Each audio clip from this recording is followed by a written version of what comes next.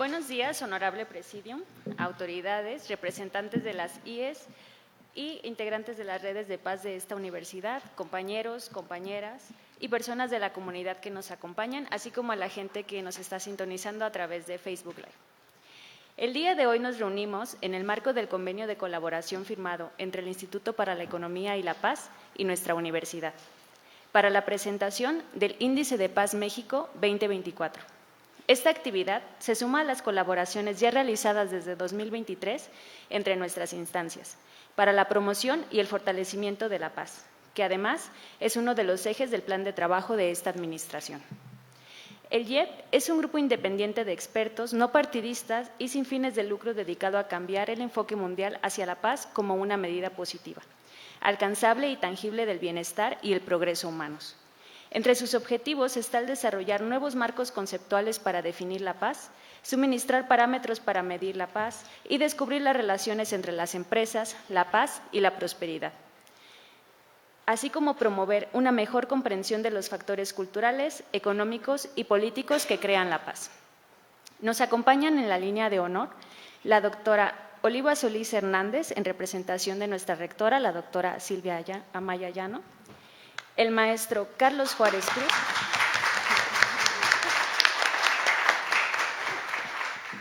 gracias, el maestro Carlos Juárez Cruz, director en México del IEP,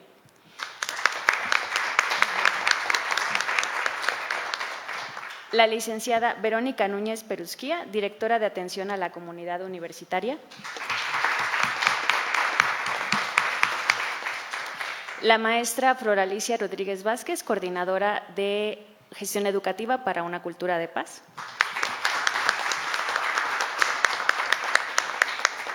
y la doctora Aide Marisela Mora Mezcua, profesora investigadora de la Facultad de Ciencias Políticas y Sociales y una de las miembros fundadoras de la Red de Docentes por la Paz de esta universidad.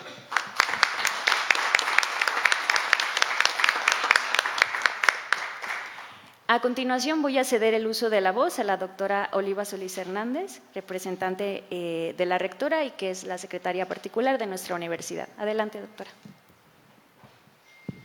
Muchísimas gracias. Bienvenidas, bienvenidos todos esta mañana.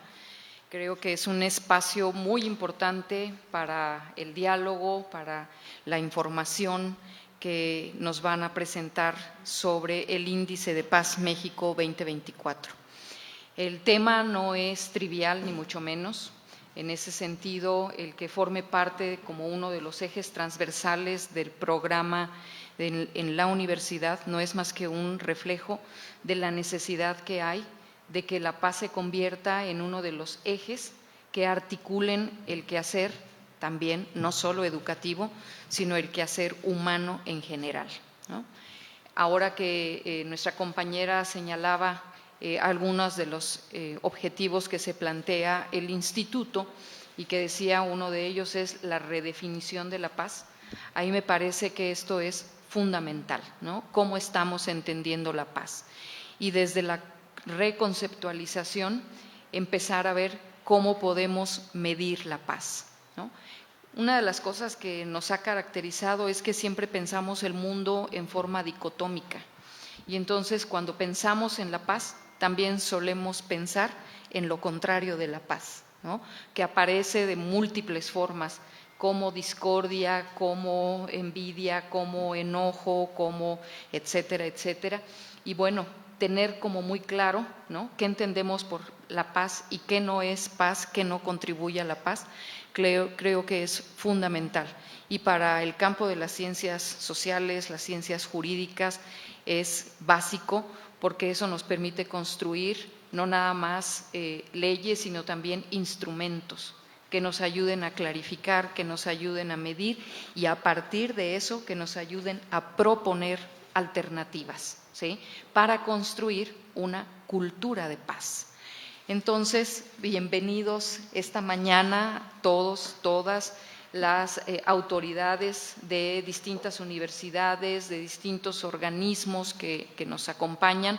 Creo que va a ser muy importante conocer los datos que ahora nos van a presentar y ya luego llevárnoslo, analizarlos, reflexionarlos y a partir de ahí generar acciones que nos permitan transversalizarlo en nuestras instituciones, pero sobre todo apropiárnoslo como personas, como sociedad, para vivirlo, ¿sí? No tiene caso tener metas, objetivos, si no nos los apropiamos y los convertimos en algo de nuestro ser.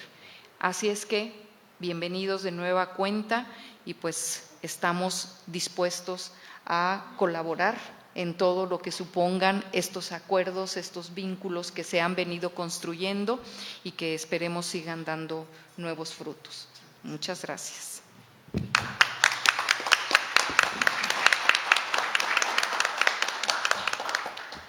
Muchas gracias, doctora Oliva, por sus palabras. A continuación, iniciaremos con la presentación del Índice Paz México 2024, a cargo del maestro Carlos Juárez Cruz, de quien me voy a permitir compartirles su semblanza. Carlos Juárez Cruz es experto en construcción de paz, políticas públicas en prevención de violencias y desarrollo.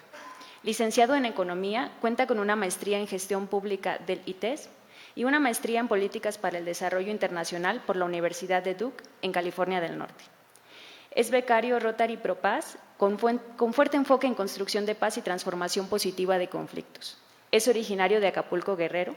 Tiene una experiencia de iniciativas multisectoriales de construcción de paz que incluyen gobiernos locales, empresas, universidades y organizaciones de la sociedad civil. Ha sido asesor en desarrollo económico, finanzas públicas y transparencia para varios gobiernos locales en México, además de contar con experiencia en finanzas corporativas y como catedrático. Ha impartido conferencias y talleres en México, Colombia, Guatemala, Perú, Ecuador y diversas ciudades de los Estados Unidos. También ha liderado procesos de formación de capacidades para jóvenes, líderes religiosos, servidores públicos, hombres y mujeres policías, personal militar, medios de comunicación y empresas. Y desde el 2017 es el director en México del Instituto para la Economía y la Paz. Adelante, maestro Carlos. Donde usted quiera.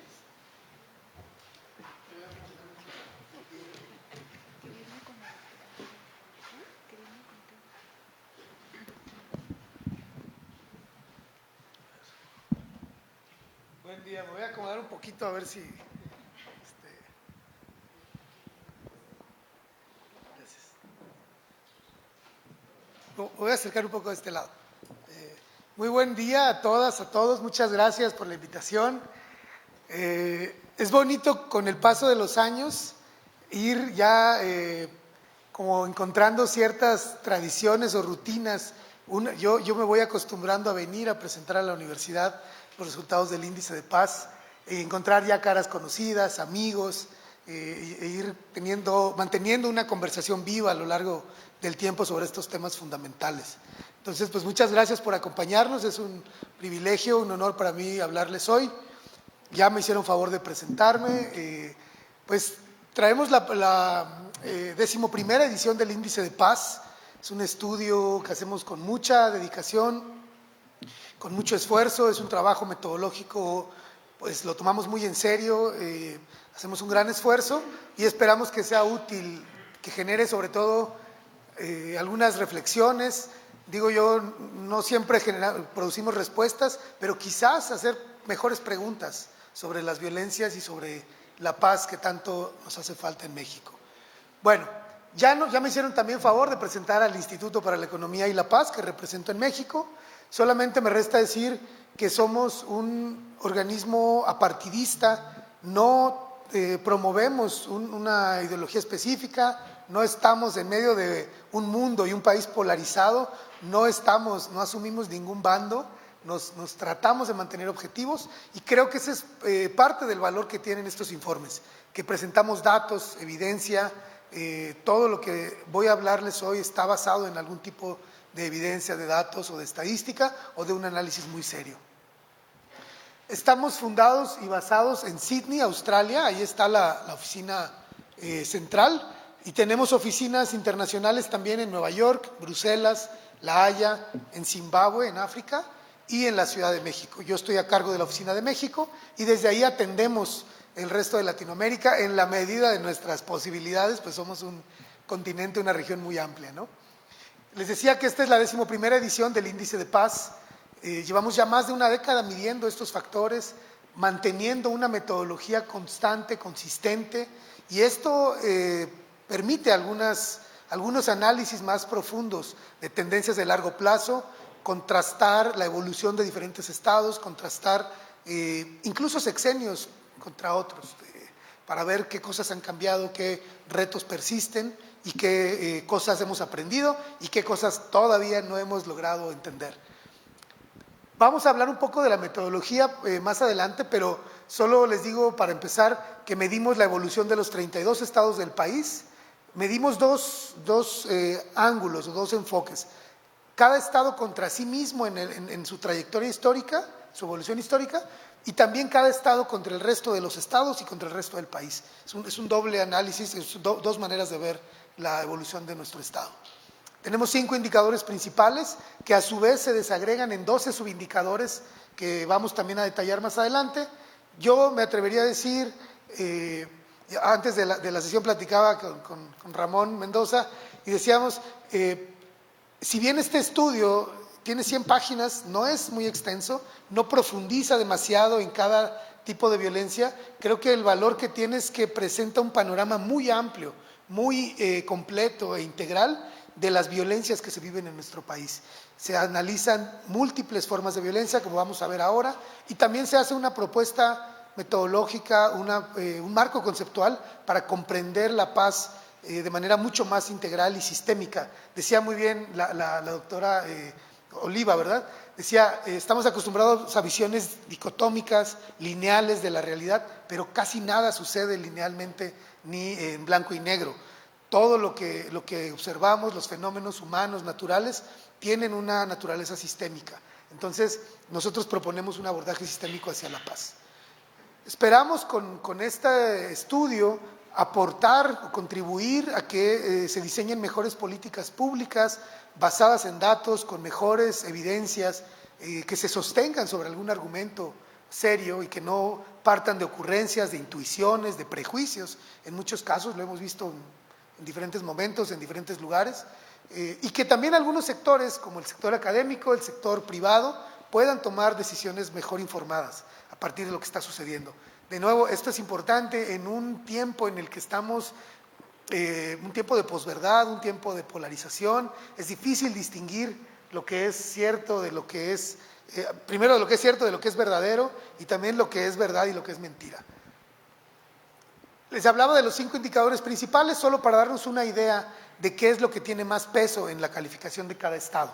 El mayor indicador, el que tiene mayor peso, es el homicidio doloso.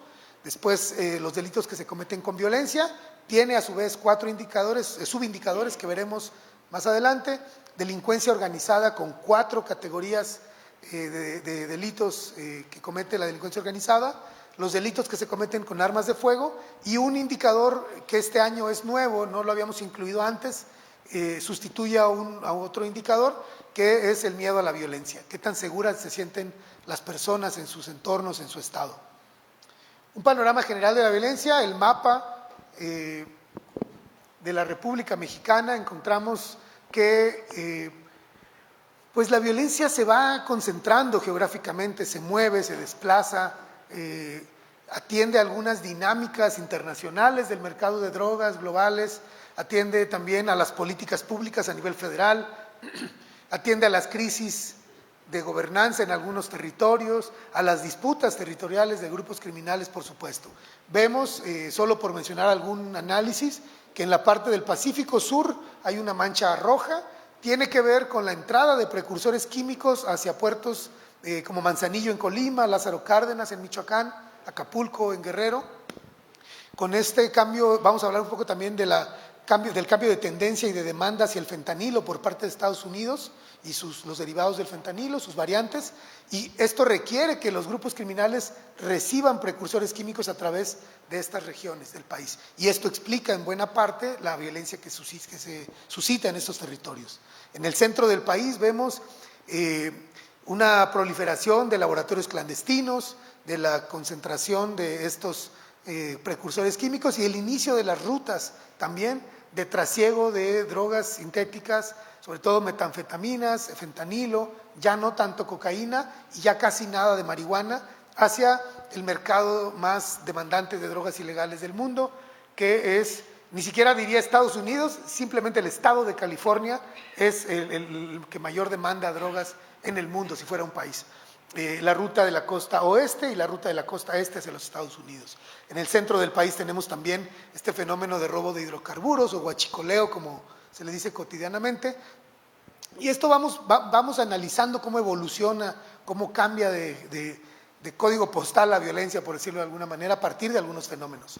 En la península de Yucatán, los contrastes entre Quintana Roo, con una vibrante y muy atractiva mercado turístico de drogas también, de tráfico de personas, prostitución ilegal y una serie de fenómenos, también la entrada de la cocaína que viene de Sudamérica, de Brasil, Perú, Colombia, por supuesto, Venezuela, y en contraste Yucatán, un estado muy pacífico, yo diría que se cuece aparte, es otro país, a propósito de algunas alusiones históricas, pero sí tiene una dinámica distinta. Yucatán se ha mantenido en los primeros lugares por muchos años y habría que analizar qué sucede ahí, que tiene Yucatán la tasa de homicidios más baja del país, pero más baja que el promedio global incluso.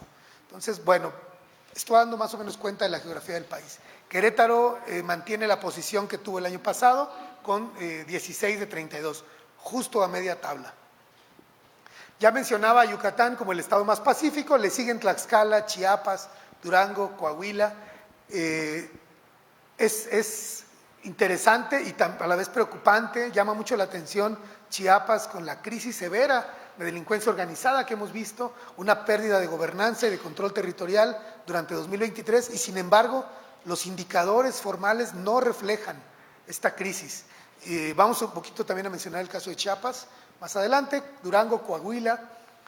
En el fondo de la tabla, estados como Colima, que por segundo año consecutivo rompe el récord de tasa de homicidios. Tiene Colima la tasa de homicidios más alta del país este año, pero también tiene la tasa de homicidios más alta desde la historia de las mediciones de homicidios en el país.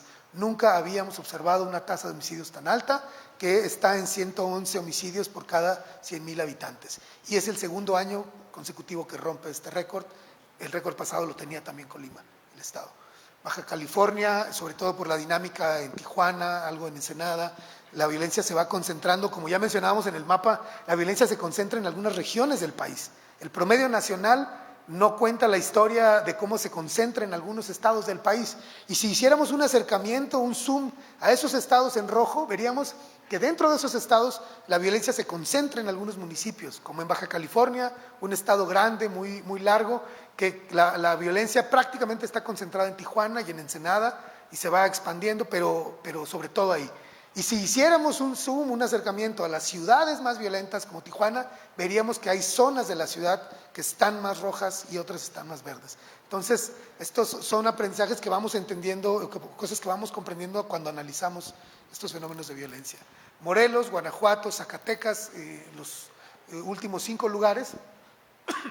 Algo que tienen en común estas 5 entidades es que tienen muy altas tasas de homicidios, por supuesto, mucha disponibilidad de armas de fuego en sus territorios, alta presencia de delincuencia organizada también en sus territorios, disputas territoriales y como consecuencia muy altas tasas de homicidios con armas de fuego y delitos relacionados con delincuencia organizada. Esta es una muestra solamente de la variedad de datos que contiene el informe, no es ni de cerca un resumen, pero quiero que vean los diferentes tipos de análisis y temas que aborda el informe. 5 indicadores principales que les acabo ya de mencionar, todos mejoraron en 2023. Mejoras mínimas, mejoras pues son buenas noticias, siempre mejorar es una buena noticia, pero no estamos mejorando al ritmo ni a la tasa ni en la magnitud que deberíamos mejorar para alegrarnos. Por ejemplo, los homicidios en 2023 bajaron 5%, pero si analizamos la tendencia de los últimos 9 años, han crecido 54%. En los últimos 9 años. El 70% de estos homicidios se cometen con armas de fuego.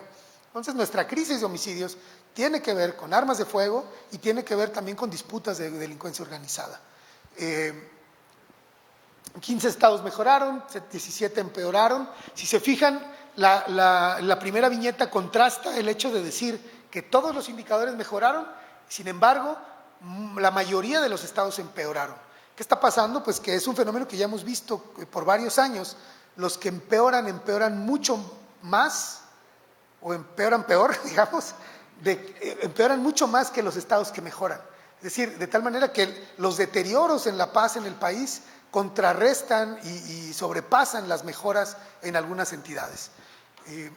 Analizamos desde el año pasado y también una forma de violencia que no es tan visible y es la polarización política y social, la crispación en el ánimo público, las descalificaciones en redes sociales y en términos generales un clima de tensión, de enfrentamiento, de contraposición de ideas, pero no desde el diálogo, sino desde la violencia. Lo hemos visto por todos lados, estamos observando este fenómeno. Yo quisiera ya que el país supiera que ya pasó la elección. El domingo se votó, se dieron resultados, ya terminó la elección. Pasemos a otra cosa, olvidémonos de los partidos políticos, de las visiones encontradas de país para empezar a tratar de buscar visiones comunes, más allá de quién ganó, quién perdió. Y a eso se refiere la polarización. Esto se refleja de cierta forma también en la violencia contra políticos. Sabemos que los años electorales, los meses electorales, las semanas de elección suelen ser muy violentas. Y vamos a presentar algunos datos también. 170 políticos o candidatos fueron asesinados en 2023. 2.600 policías fueron también asesinados en 2023. Se vuelve más peligroso ser policía, 4 veces más mortífero ser policía que ser ciudadano común en México. Pero no es nada más la violencia criminal de las armas de fuego la que nos está agobiando en México. Hay una severa crisis de violencia de género también, que se manifiesta a través de máximos históricos en feminicidios, violencia sexual y violencia familiar. Y ahí ya Querétaro tiene mucha tarea que hacer, pues aunque no hay una crisis grave de criminalidad o de violencia criminal, sí hay una crisis de violencia de género en el Estado. Finalmente, otra cifra que a veces se invisibiliza, que es la de las personas desaparecidas. Se rompe el récord en 2023, un triste récord, de más de 12,000 personas reportadas desaparecidas. Y de nuevo, yo no sé qué país es en qué país estamos, qué país somos, que pueden desaparecer más de 130,000 personas en 10 años, más de 12,000 personas en un año, y todo sigue tranquilo, todo sigue bien. No se declara una emergencia, nadie para preguntarse dónde están, por qué se los llevan, quién se los llevan, para qué se los llevan, están vivos, están muertos. Es increíble, es más de un estadio azteca que desapareció en una década y todos seguimos la vida tan tranquilos, excepto las familias, por supuesto, excepto las madres y los huérfanos que siguen buscando, ¿no? Algunas tendencias de largo plazo. Aquí pueden ver lo que ya mencionábamos, la mayoría de los indicadores principales mejoraron, pero algunos subindicadores van empeorando, sobre todo los delitos graves. Las gráficas de la derecha son del año anterior. Pueden ver, por ejemplo, estas son las violencias de género, violencia sexual, violencia familiar. Pueden ver que empeora mucho y empeora poco, pero cada año empeoran. Cuando revisamos del total de homicidios cuánto se estima, no se puede saber, porque en este país tenemos 97% de impunidad en los delitos. Entonces, estimamos, calculamos, intuimos, aventuramos una hipótesis de por qué asesinan a alguien, pero en realidad no se investiga, no se sabe, no se llega a una conclusión. Son estimaciones. Algunas organizaciones como Lantia, consultores de Eduardo Guerrero, estiman que hasta el 60% de los homicidios están relacionados con delincuencia organizada. Y aquí yo quiero resaltar algo. Cuando decimos que están relacionados con delincuencia organizada, no quiere decir que eran sicarios, que eran narcomenudistas o que eran criminales las víctimas. Quiere decir que en el medio de la violencia por delincuencia organizada, es decir, está en esta lista, en este 60%, el comerciante que pagó la extorsión y el que no la pagó, el político que fue corrupto y se coludió con criminales y el que no se quiso coludir. Están los niños que quedan en medio de un fuego cruzado, están las víctimas inocentes, están a los que confundieron y están miles y miles de jóvenes, sobre todo varones, cada vez más mujeres, pero miles y miles de niños, niñas y adolescentes que aunque estuvieran participando en alguna actividad delictiva, son primero víctimas de un reclutamiento coercitivo, de un reclutamiento con voluntad viciada, o que su propia vulnerabilidad y condición ya de víctima y de violación de sus derechos humanos le ponen en una vulnerabilidad que les permite a los grupos criminales utilizarlos prácticamente como carne de cañón. Entonces, insisto, no criminalicemos a este 60% de víctimas de la delincuencia organizada. Más de 270,000 homicidios en los últimos 9 años en México, eso es más de 250,000 personas. Esto es muy interesante, dos tendencias. Habían sido más común los homicidios con armas de fuego en hombres que en mujeres. Hoy la tasa está prácticamente igual, 72.4, 72.8 de mujeres y hombres, de hombres y mujeres, perdón, respectivamente, son asesinadas y asesinados por arma de fuego. En segundo lugar, 16, 17%, muy similar, arma blanca, perdón, 8% hombres, 6% mujeres en arma blanca, y otros medios que no se detallan o que es una lista larga, otras formas, y muy parecido entre hombres y mujeres. Si se fijan, son tendencias similares en hombres que en mujeres. Sin embargo, cuando volteamos a ver los feminicidios y analizamos el fenómeno más de cerca, encontramos que ahí la dinámica es distinta. La mayoría de las mujeres asesinadas bajo el feminicidio no son asesinadas ni con arma de fuego ni con arma blanca, sino por lo que llama el Secretariado Ejecutivo del Sistema Nacional de Seguridad Pública, otros medios. Es otra cosa, ¿no? Así. Y eso ya nos revela también qué tan importante es para las autoridades entender el feminicidio. Así, lo nombran como cualquier otra cosa. La lista es terrible, golpizas, estrangulamiento, batazos, es muy tétrica la lista, pero lo que yo quiero resaltar es que no estamos como sociedad, como autoridades interesados en entender qué está pasando en el feminicidio. No es el arma de fuego en su mayoría, no es el arma blanca, sino otras formas. Y hay todavía un 6% que habla de medios no identificados. O sea, aquí están otros medios que no les decimos y otro 6% que dice no sabemos. O sea, no sabemos y no queremos saber. La mitad de los feminicidios no sabemos cómo se cometen ni por qué. Pero sí sabemos que se cometen bajo dinámicas distintas, por personas cercanas al entorno de la víctima, normalmente parejas, exparejas, familiares, vecinos, compañeros de trabajo, compañeros de escuela. Y esto, de nuevo, es una terrible tragedia porque en este país las mujeres no están seguras en los lugares donde deberían estar seguras y tampoco están seguras, todavía peor, entre las personas que deberían sentirse seguras. ¿Quiénes están o estamos amenazando a las mujeres y a las niñas? Los hombres. Más del 85% de los agresores, de las personas que cometen delitos, y más del 95% de los agresores de violencia de género somos hombres.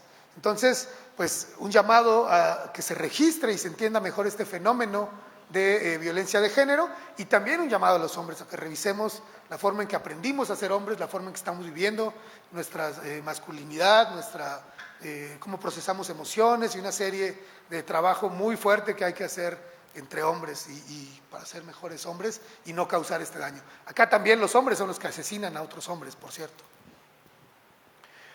Bueno, insisto en el tema de la violencia de género. Este es el desglose del indicador de delitos con violencia. Son 4 subindicadores. Tenemos asalto, robo, violencia sexual y violencia familiar. Se fijan cómo asalto y robo mantienen una tendencia con cierta estabilidad, incluso a veces bajando, pero muy estable. Y violencia sexual y familiar va para arriba. Más preguntas que no están respondidas y que no veo que se estén tratando de responder, a propósito de un entorno académico, ¿no? Estos picos y esta estacionalidad de la violencia, lo vemos también con los homicidios. En verano crecen los homicidios, crece la violencia familiar, la violencia sexual, y en invierno suele bajar. Lo ven aquí en estos picos y valles en la gráfica. Bueno, en los últimos 9 años la violencia sexual en México creció 141% y la violencia familiar 108%. Promedio nacional. Delincuencia organizada, también hay una clara tendencia de los delitos graves, el secuestro y la trata a la baja, y la extorsión y el narcomenudeo a la alza. Creemos, esto ya es una hipótesis, creemos que esto corresponde o Es el resultado de algunas políticas públicas de seguridad que ya llevan 4 sexenios y que lo que buscan es decapitar, capturar la cabeza del grupo criminal, y esto lo único que genera es la pulverización del grupo. Se fragmenta en dos cabezas, disputan territorio, se matan, se arrestan, se eliminan, se desaparecen, y en lugar de uno ahora tenemos 4 grupos criminales. Y la misma lógica, y tenemos 16. En 2006, cuando estalló la crisis, esta crisis contemporánea de violencia, con la declaratoria de guerra contra las drogas en el sexenio de Felipe Calderón, había 3 grupos delincuenciales en el país, llamados ya cárteles, eso se parece más a un cártel, y disputaban 3 conflictos muy claros en territorios en el país. Aquí donde hay frontera entre los 2 grupos y sus territorios, hay una disputa aquí también y aquí también. Para 2022, que fue la última medición que tuvimos, el último indicador, había ya más de 46 grupos por todo el país regados, peleando territorios, y prácticamente en todos los estados hay una disputa, por lo menos una disputa, entre grupos criminales. Esto se expandió. Y esto tiene que ver también con la pulverización de los grupos criminales. ¿Qué pasa? Que con el cierre de las fronteras en Estados Unidos, con esta política de descabezamiento de cárteles y la persecución de algunos delitos como el robo de combustible, la guerra contra las drogas, etcétera, lo que va sucediendo es que los grupos criminales cada vez operan menos a nivel internacional, cada vez trafican menos drogas a nivel transnacional, y empiezan a quedarse en territorios a nivel local. Y entonces ahí lo que prolifera es el narcomenudeo, se queda más droga de este lado del país, no operan fuera de los territorios, se fomenta el narcomenudeo y se quedan a extorsionar en los territorios, porque además tienen cierta, pues como una patente de corso, como una especie de permiso de los grupos más grandes para operar en un territorio y prácticamente dominar, y se quedan extorsionando mercaditos municipales, vendedores ambulantes, comerciantes muy, muy pequeños, y esto de nuevo genera mucha sensación de inseguridad en la población. Las personas desaparecidas por sexo, lo rojo son hombres, lo más oscuro son mujeres. Va creciendo la proporción de mujeres que desaparecen o que son reportadas como desaparecidas. Más de 12,000 personas en 2023, es un máximo histórico. Jalisco es el estado con mayor número de desapariciones acumuladas, pero hay que poner atención en otros estados, no solo Jalisco, Estado de México, Tamaulipas. Puebla, por ejemplo, empeoró en un solo año su tasa de desapariciones en un 887%. ¿Qué pasó en Puebla? Además, el 47%, a diferencia del resto del país, que es el 20% el promedio, en Puebla la mitad son mujeres que desaparecen, y son mujeres más jóvenes, porque el 43% desaparecieron en el municipio de Puebla, y la mayoría de esas desapariciones del año en el municipio de Puebla sucedieron en un verano. Y la mayoría de esas desapariciones también eran niñas entre 15 y 19 años. Preguntas, hay que preguntarnos, hay que tratar de dar respuestas. Puede ser un tema de cómo reporta la Fiscalía, cómo reporta Seguridad Pública, el gobierno estatal, sus cifras, y las acumula y las reporta en verano. Puede ser algo tan simple como eso, o puede ser un fenómeno mucho más complejo. No lo sabemos.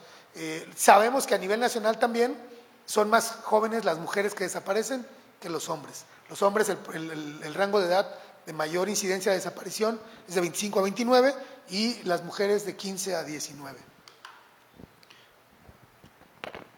Perdón.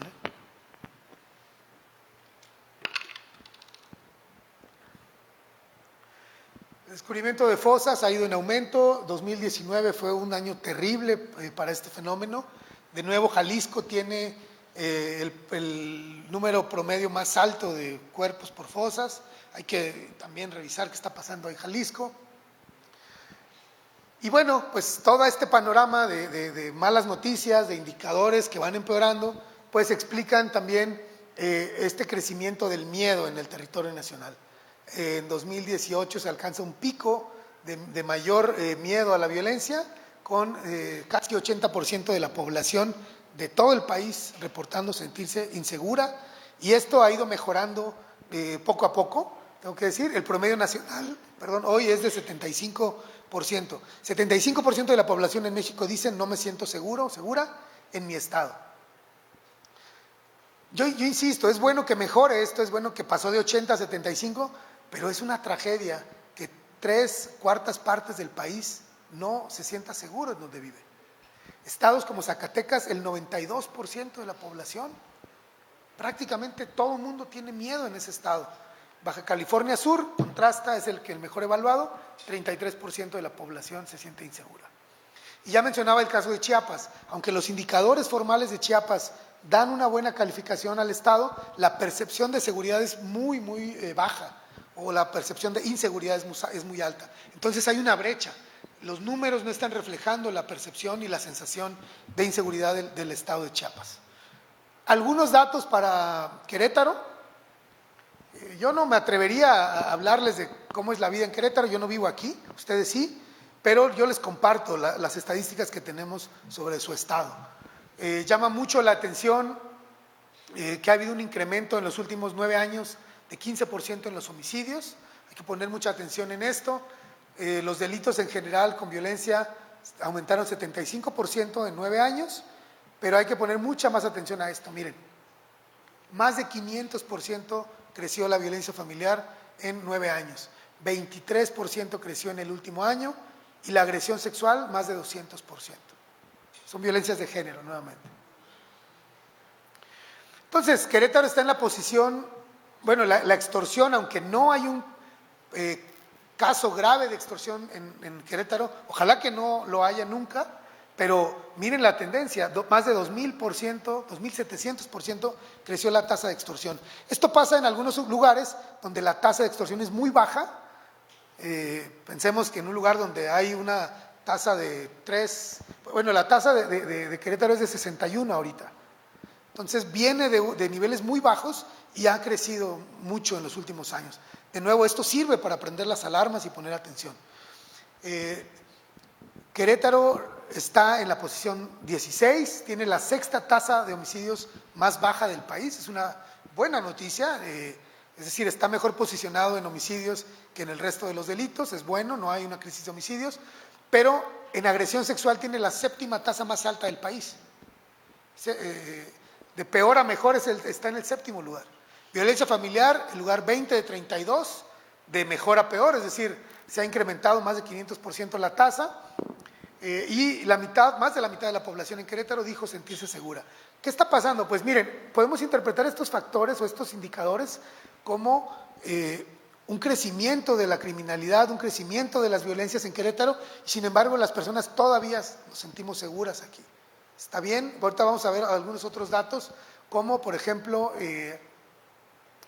bueno, no está acá, está en paz positiva más adelante, voy a contrastar esto, porque Querétaro, en el análisis de factores que impulsan la paz, que es la paz positiva, está muy bien evaluado, está en el 4º lugar nacional. ¿Qué significa? Pues que en medio de una crisis que podría anticiparse aquí del incremento de las violencias en el Estado, también hay mucha resiliencia a nivel local. Es decir, el Estado de Querétaro tiene instituciones sólidas, tiene una sociedad participativa, tiene policías que todavía son confiables, tiene gobiernos que tienen mejor reputación que el resto de los gobiernos en el país. Es decir, los factores sociales que generan resiliencia y que permiten a un Estado, a una sociedad sobreponerse a una crisis están presentes ahí. Yo en términos muy coloquiales lo que digo es, estas cifras de delincuencia y de violencias son la profundidad del agujero en el que estamos metidos. Y los indicadores de paz positiva, que son la resiliencia, es la calidad de las herramientas que tenemos para salir de ese agujero. Querétaro está entrando en un pozo muy profundo, pero tiene muchas herramientas disponibles. Es el 4º estado más resiliente del país. Medimos el impacto económico, aquí hay un resumen de la metodología, no quisiera ocupar mucho tiempo en ello. Quien esté interesado podemos platicar o les mando la información o descargan el informe y ahí está muy detallada la metodología.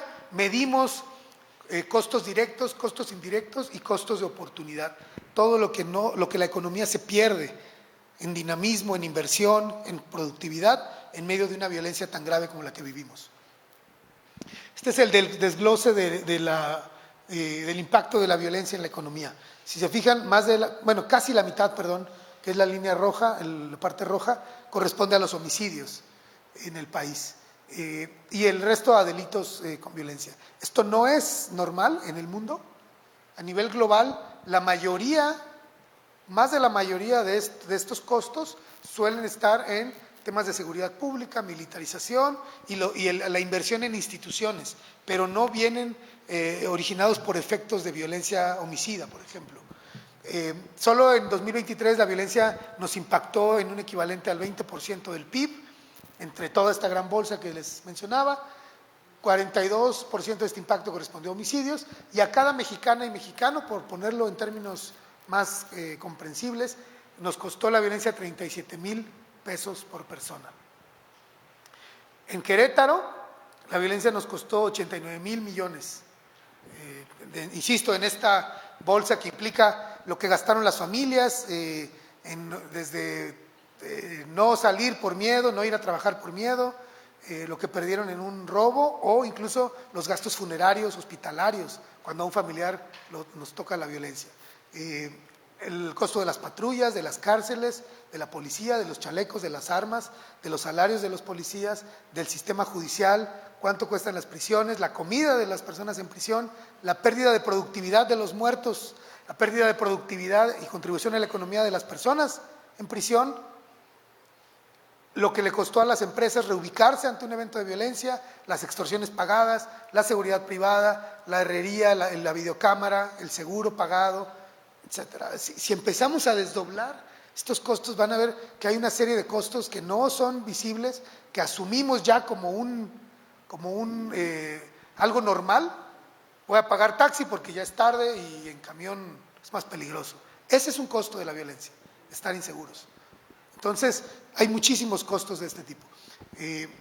A cada persona en Querétaro, la violencia nos costó en promedio 37,200, muy parecido al impacto a nivel nacional.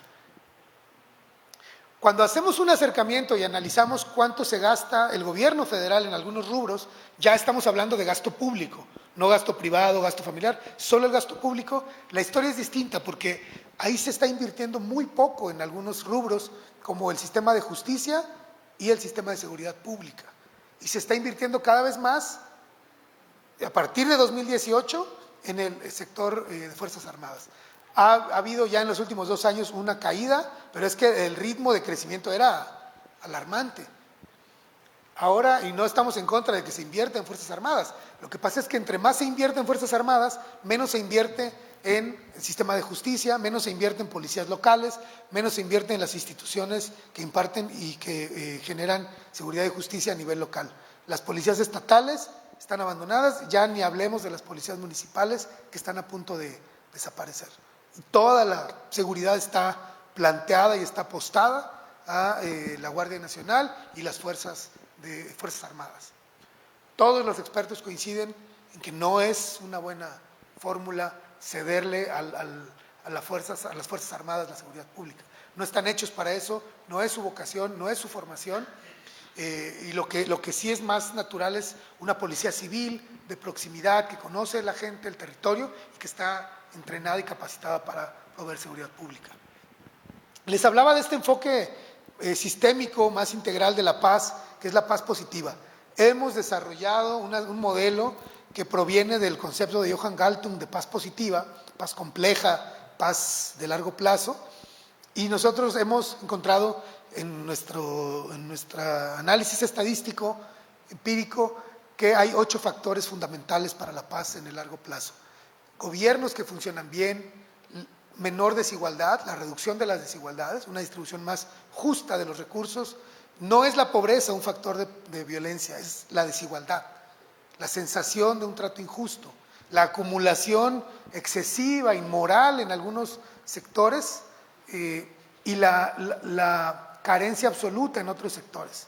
Esas distancias, esas brechas de bienestar generan agravios fundamentales en la sociedad y esto deriva en violencia. La libertad de expresión, entendida como el libre flujo de la información, el tejido social o las relaciones entre vecinos, los niveles de capital humano. A mí no me encanta ese término, pero es básicamente el bienestar de la población, que todas las personas tengan los mínimos indispensables para vivir dignamente, lo que Adela Cortina llama una ética de mínimos. que nadie se quede sin menos que lo básico. Y en México la mayoría de la población no tiene lo mínimo para vivir con dignidad. El respeto y aceptación de los derechos de los demás, los derechos humanos, reducir la corrupción. La corrupción obviamente genera ineficiencias, se va por una alcantarilla todo el dinero, pero además hay una serie de efectos que no son tan obvios de la corrupción. En un entorno de corrupción generalizada, como vivimos en México, donde está normalizada, donde es parte de la cultura, encontramos que la corrupción nos vuelve desconfiados, nos fragmenta, nos individualiza. Ante una situación, pues cada quien se provee la justicia que puede, para lo que le alcanza, a quién conoces, quién es tu amigo, quién es tu compadre, y eso será el tamaño y la calidad de la justicia, de los derechos que tienes. Y esto permite que se pisotee a otros o ser pisoteado por otros. Eso fragmenta una sociedad y es exactamente lo contrario a las buenas relaciones y al tejido social, que es la cohesión que estamos buscando. Entonces, es delicado, además de lo obvio, hay efectos no tan evidentes de la corrupción. Y al final, también, no menos importante, el entorno económico, el papel que juega el sector privado. Yo sigo viendo a un sector empresarial a nivel nacional y a nivel local muy ausente de los temas que tienen que ver con violencias, que tienen que ver con las víctimas, que tienen que ver con el Estado de Derecho y con otros factores. Sabemos que no hay manera de que una empresa prospere en una sociedad que está colapsando. Son de los, hay que ver la ENVE, la encuesta de victimización empresarial, y ver cuánto le cuesta al sector privado estos niveles de violencia. Y aún así no he visto un paso al frente como sector y decir cuál es nuestro rol en la construcción de la paz en el municipio de Querétaro, en el estado de Querétaro, en el país. Falta todavía. Esta semana hablamos con Coparmex a nivel nacional y hablábamos de esto también. Y por supuesto que hay muy buenos ejemplos, hay grandes empresas, grandes y pequeñas empresas que se comprometen de manera importante, pero no es suficiente. Como gremio yo creo que siguen muy ausentes. Bueno, el conjunto de factores, su interacción, su carácter sistémico es en realidad lo que me parece que es interesante de este modelo. Porque los factores pues son bastante obvios, yo diría, muy intuitivos, ¿no? No creo que alguien se sorprenda y diga, caray, ¿quién iba a pensar que la corrupción tenía algo que ver con la violencia? Pues obviamente. Pero es el carácter de complejidad, de interconexión de estos factores. Los pilares más débiles en México son la calidad de los gobiernos, y esto genera desconfianza, por supuesto, y los niveles de corrupción, que como ya decíamos, también generan desconfianza. No sorprende entonces que vivamos en una sociedad fragmentada, desconfiada, que colabora cada vez menos, cuando no era esa nuestra identidad histórica, ¿no? Somos un pueblo colaborador, empático, que ayuda, que se solidariza, y eso se ha ido deteriorando con el paso del tiempo. Les hablaba de la paz positiva, que también la medimos, es decir, le ponemos 3 indicadores a cada pilar, corremos un modelo donde tienen un peso específico cada factor. Se imaginarán que es mucho más difícil medir la confianza entre las personas, medir la corrupción, es muy difícil. Nadie te va a responder en una encuesta cuánto ha pagado de sobornos, ¿verdad? Te dice qué tan corrupto piensa que es el gobierno o el vecino, pero nadie dice yo soy corrupto en un 30, 40, 90%. Entonces, son difíciles de medir estos elementos porque son más cualitativos, se mueven menos, pero nosotros le ponemos algunos indicadores indirectos. Y entonces, les mencionaba, Querétaro está en el 4º lugar a nivel nacional de niveles de paz positiva. Esto es una buena noticia. Son un estado resiliente, con instituciones confiables, o más confiables que en el resto del país, mejores gobiernos, más sólidas. Nos sorprende que estén recibiendo múltiples oleadas de migrantes o de personas de migración interna para acá. Pero mucho ojo, uno de los factores principales, no lo medimos en este índice, pero lo sabemos, uno de los factores principales de generación de violencias y de criminalidad y de fragilidad de una ciudad es el crecimiento acelerado de la población, lo que Robert Muga llama una hiperurbanización, es decir, ciudades que crecen muy rápido. Acapulco en los años 50 tuvo una tasa de 270%, en una década creció 270% su población. y la década anterior había crecido 180% su población. No hay municipio que resista eso. Lo estamos viendo en el colapso de la Riviera Maya y sus ciudades. El turismo está de maravilla, pero hay que ver cómo viven las personas locales. Esperemos que no lo veamos con Mérida, esperemos que no lo veamos con Querétaro, pero es que es muy frustrante, es como ver una y otra vez la misma película. Ya lo vimos en Acapulco, ya lo vimos en Vallarta, ya lo vimos en Mazatlán, lo estamos viendo en Los Cabos, lo estamos viendo en Cancún. Pues hay que hacer algo con esta migración, hay que prepararse, hay que enfrentarlo de una mejor manera. Bueno, ya voy concluyendo, disculpen que me he extendido. Les decía que medimos la polarización. La línea roja tiene que ver, o la línea naranja, tiene que ver con la opinión de la población en favor de, pues lo que se llama ya como una costumbre, no creo que tenga sentido, pero lo que se llama partidos o actores de izquierda. Y en la línea oscura, los partidos o actores de derecha. Digo, yo creo que eso ya no significa mucho ideológicamente. Yo no veo ya que haya partidos de izquierda, de derecha. Lo que hay es gente queriendo mantener o obtener el poder y atendiendo sus propios intereses. Un modelo de visión de Estado yo no lo he visto hace mucho. Pero aquí lo que yo quiero destacar es la brecha que se va abriendo. Miren, en 2002 estaba más o menos nivelado y esto se va abriendo como una brecha. Todavía en 2014 la gente estaba más a favor de partidos de derecha que de izquierda y esto se invierte violentamente. No es sorpresa entonces que estemos en un entorno polarizado, donde la gente no podemos sostener una conversación civilizada sobre qué partido crees que es la mejor opción para votar.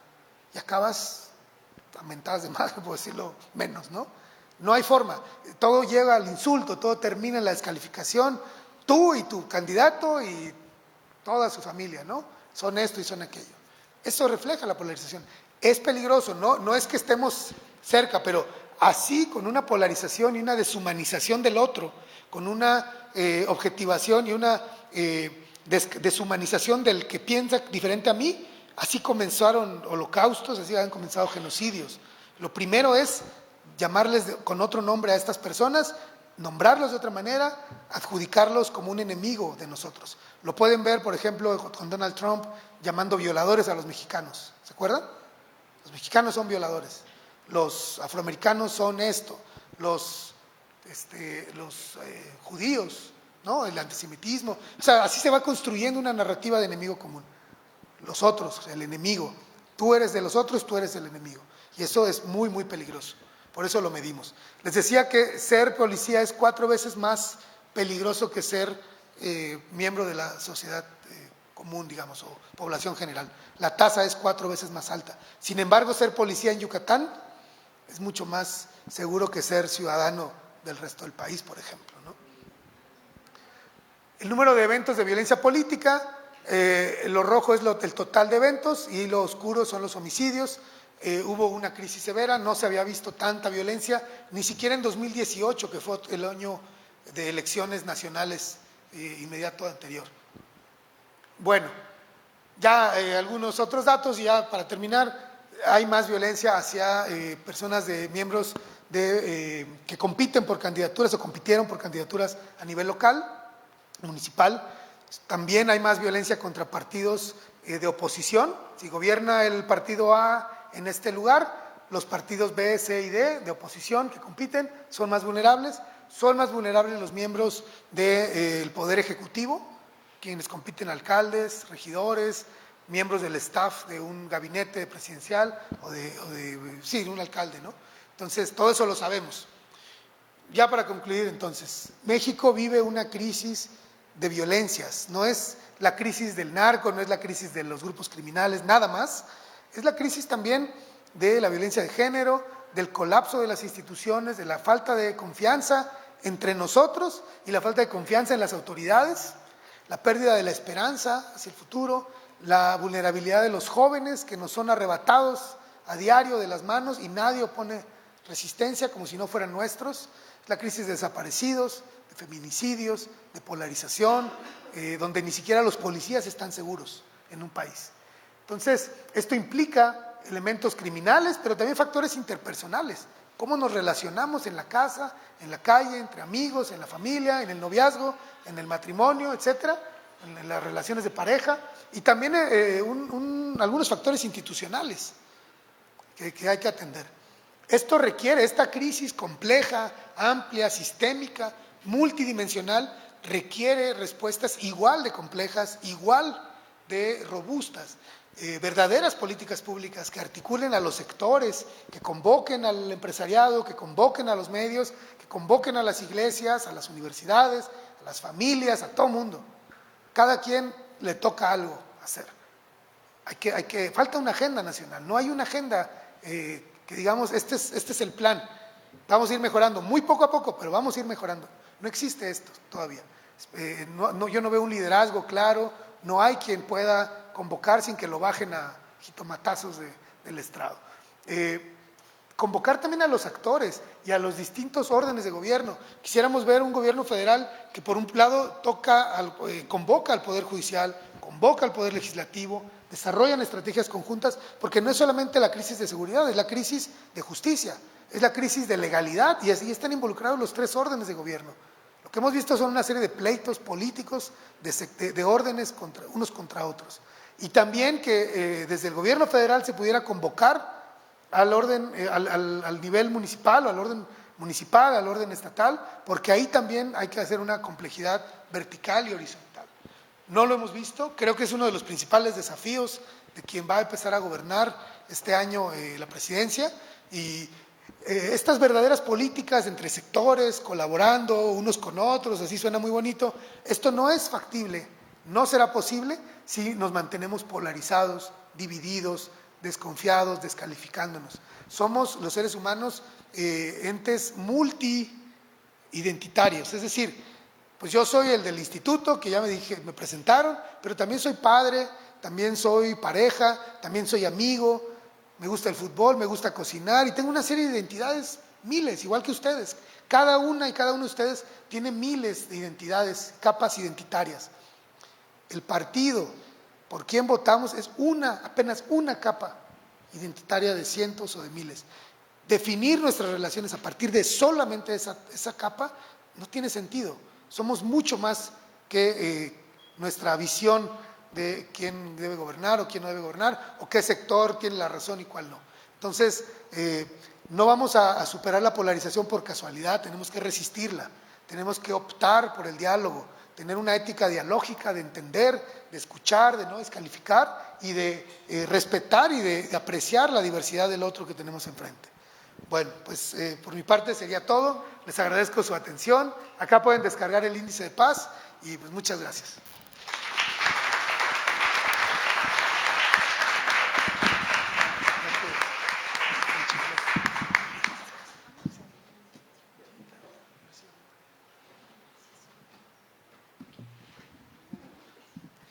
Bueno, muchas gracias al maestro Carlos Juárez. Ahora vamos a iniciar un espacio de preguntas en relación a lo que el maestro nos ha expuesto.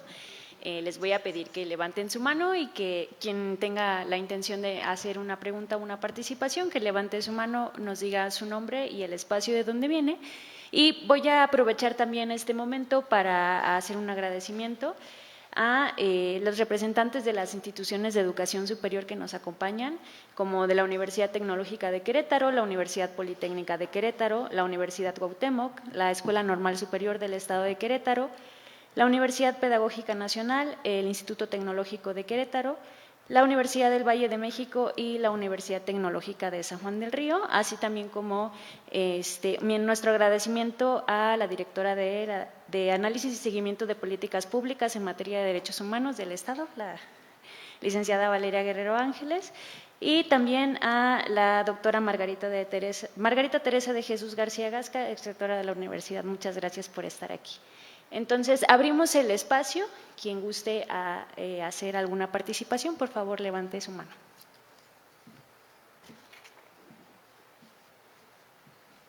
Muy bajo los ánimos.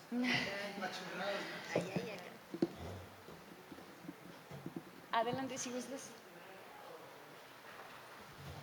¿Tenemos micrófono?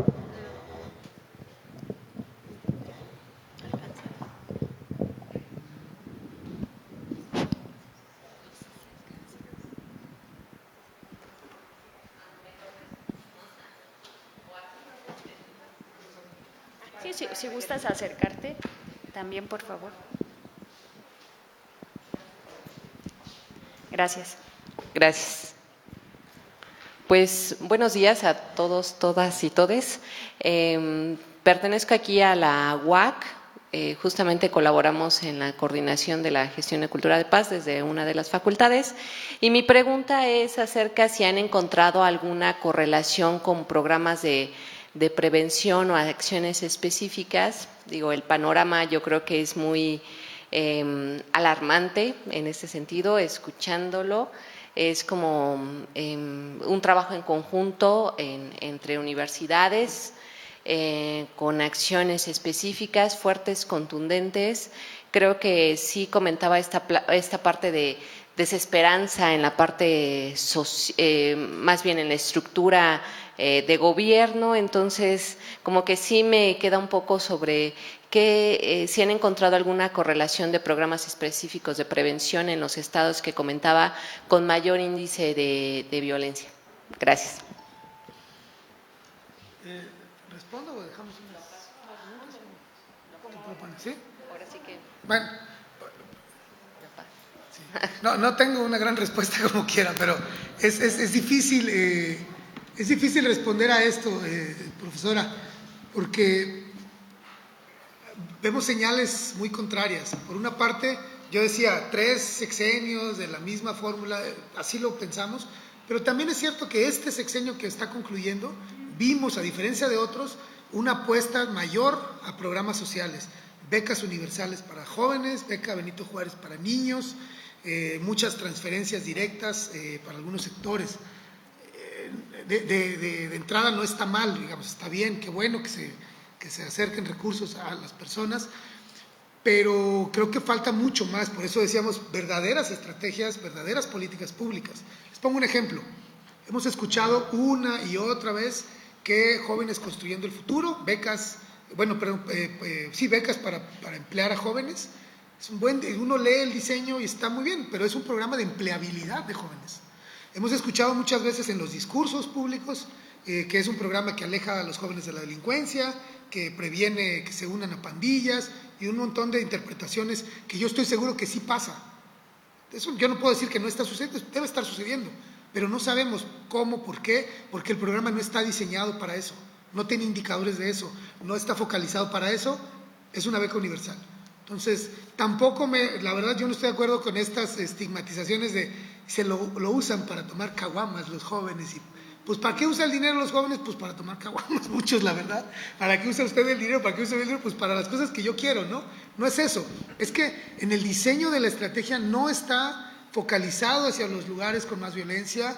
Sí, hay otras gráficas que no incluyo en esta presentación, pero vemos cuánto se invierte en seguridad pública en algunos estados y cuáles son los peores evaluados. Y los peores evaluados no tienen una mayor inversión en seguridad pública. Debería ser, ¿no? Vamos a invertir o vamos a atender donde más se necesita. No corresponde, no tiene mucho sentido. No hemos visto una evaluación de estos programas, no se rediseñan. Parece más bien lo que llamamos ya en algo más técnico, en proyectos, las teorías de cambio. La lógica que sigues para lograr el objetivo que planteas no está ahí. Es como si yo dijera, fui a dar una conferencia a la Universidad de Querétaro, siento que Querétaro ya es menos violento gracias a eso. Pues no, decir, no, está bien tu conferencia, qué bueno, no corresponde tu expectativa con lo que estás haciendo. Entonces, un poco así lo vemos. También hay una gran concentración hacia el nivel federal de los programas, de los presupuestos, se retiraron fondos a nivel estatal y municipal, y esto no puede ser bueno, porque nuestra crisis a nivel nacional es una crisis de alcaldes y de municipalidades, de la calidad de los gobiernos a nivel municipal. Paradójicamente, el municipal es el gobierno más frágil a nivel nacional, el que menos calidad tiene, y es el más cercano y el más estratégico para mejorar la calidad de vida de las personas, porque es el gobierno, es el orden de gobierno que toca directamente a la población, que los escucha, que siente, que vive ahí, y pues están frágiles, están abandonados. Es la crisis del sistema político, la crisis de partidos, la crisis de la educación, todo confluye ahí. Bueno, espero haber respondido algo en ese sentido. Bueno, y si hay programas a nivel local que hemos visto sobre todo, perdón, nada más para no dejarnos con esta nota pesimista, porque sí hay lugares en el país, como Culiacán, por ejemplo, algunos lugares, algunos proyectos en Michoacán, seguro que aquí en Querétaro yo no los conozco, pero sí sé que hay mucho trabajo con la policía, por ejemplo. No lo he documentado, pero sabemos que el trabajo con policías es ejemplar en Querétaro, el trabajo en mecanismos alternativos de justicia también es importante en Querétaro, igual que en Jalisco. Entonces se van viendo algunos destellos, pero la verdad es que la crisis requiere de esfuerzos mucho más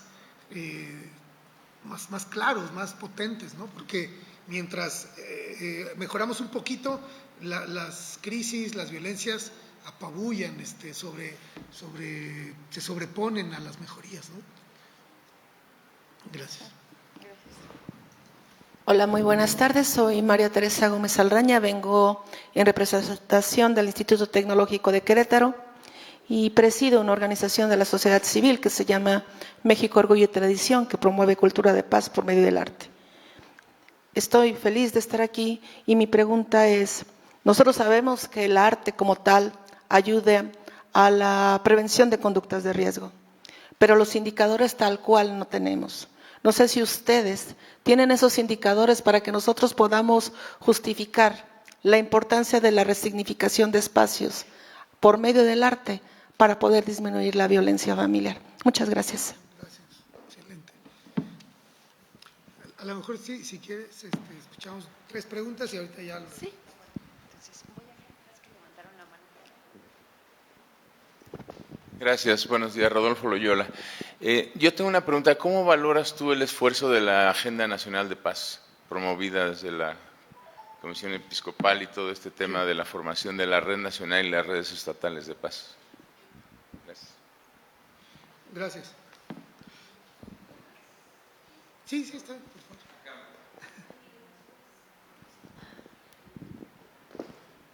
Gracias, buenos días. Mi nombre es Margarita Cruz Torres, yo formo parte de la red de docentes por una cultura de paz de la universidad y también soy líder de un cuerpo académico denominado Criminalidad, Victimidad y Sistemas de Justicia. Entonces, la información que usted nos comparte en este momento es coincidente sobre todo en 2 aspectos que, preocupan mucho dentro precisamente de nuestras líneas de investigación. El tema de la violencia, el incremento de la violencia de género y de la violencia familiar, quisiera saber su opinión respecto a este enfoque sistémico que nos plantea de paz positiva, si es posible identificar, de acuerdo a la metodología que ustedes plantean, desde qué aspectos podemos trabajar precisamente para revertir estos resultados y trabajar en temas sobre todo de prevención y poder ser resilientes en esos aspectos, porque insisto, estos 2 elementos coinciden con otros aspectos estadísticos que nosotros hemos identificado, sobre todo en estadísticas judiciales.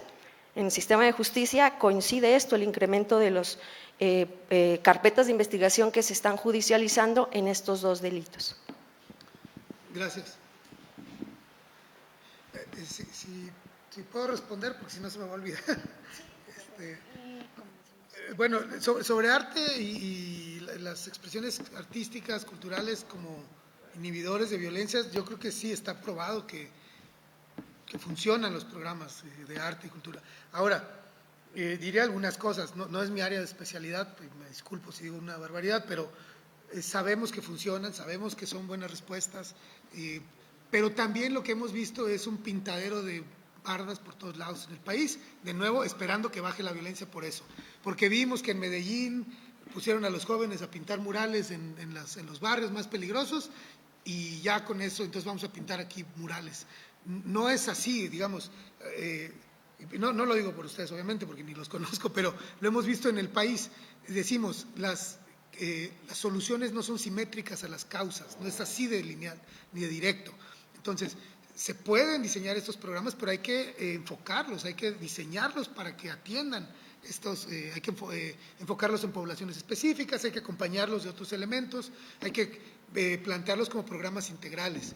O sea, entonces yo creo que hay que fomentarlo, hay que hacer que estas expresiones y estos programas crezcan y que tengan componentes también de cultura de paz, de educación para la paz, de dignificación. O sea, el tema de Medellín no es el mural, no es el teleférico, es la dignificación de las juventudes. Y eso está detrás de la pintura de los murales. Y si quieren hacer batallas de freestyle, o si quieren hacer zapateados jarochos, o si quieren hacer muñecas en artesanía, está muy bien, pero que esto sea como parte de un diseño mucho más complejo. Eso es lo que yo opinaría.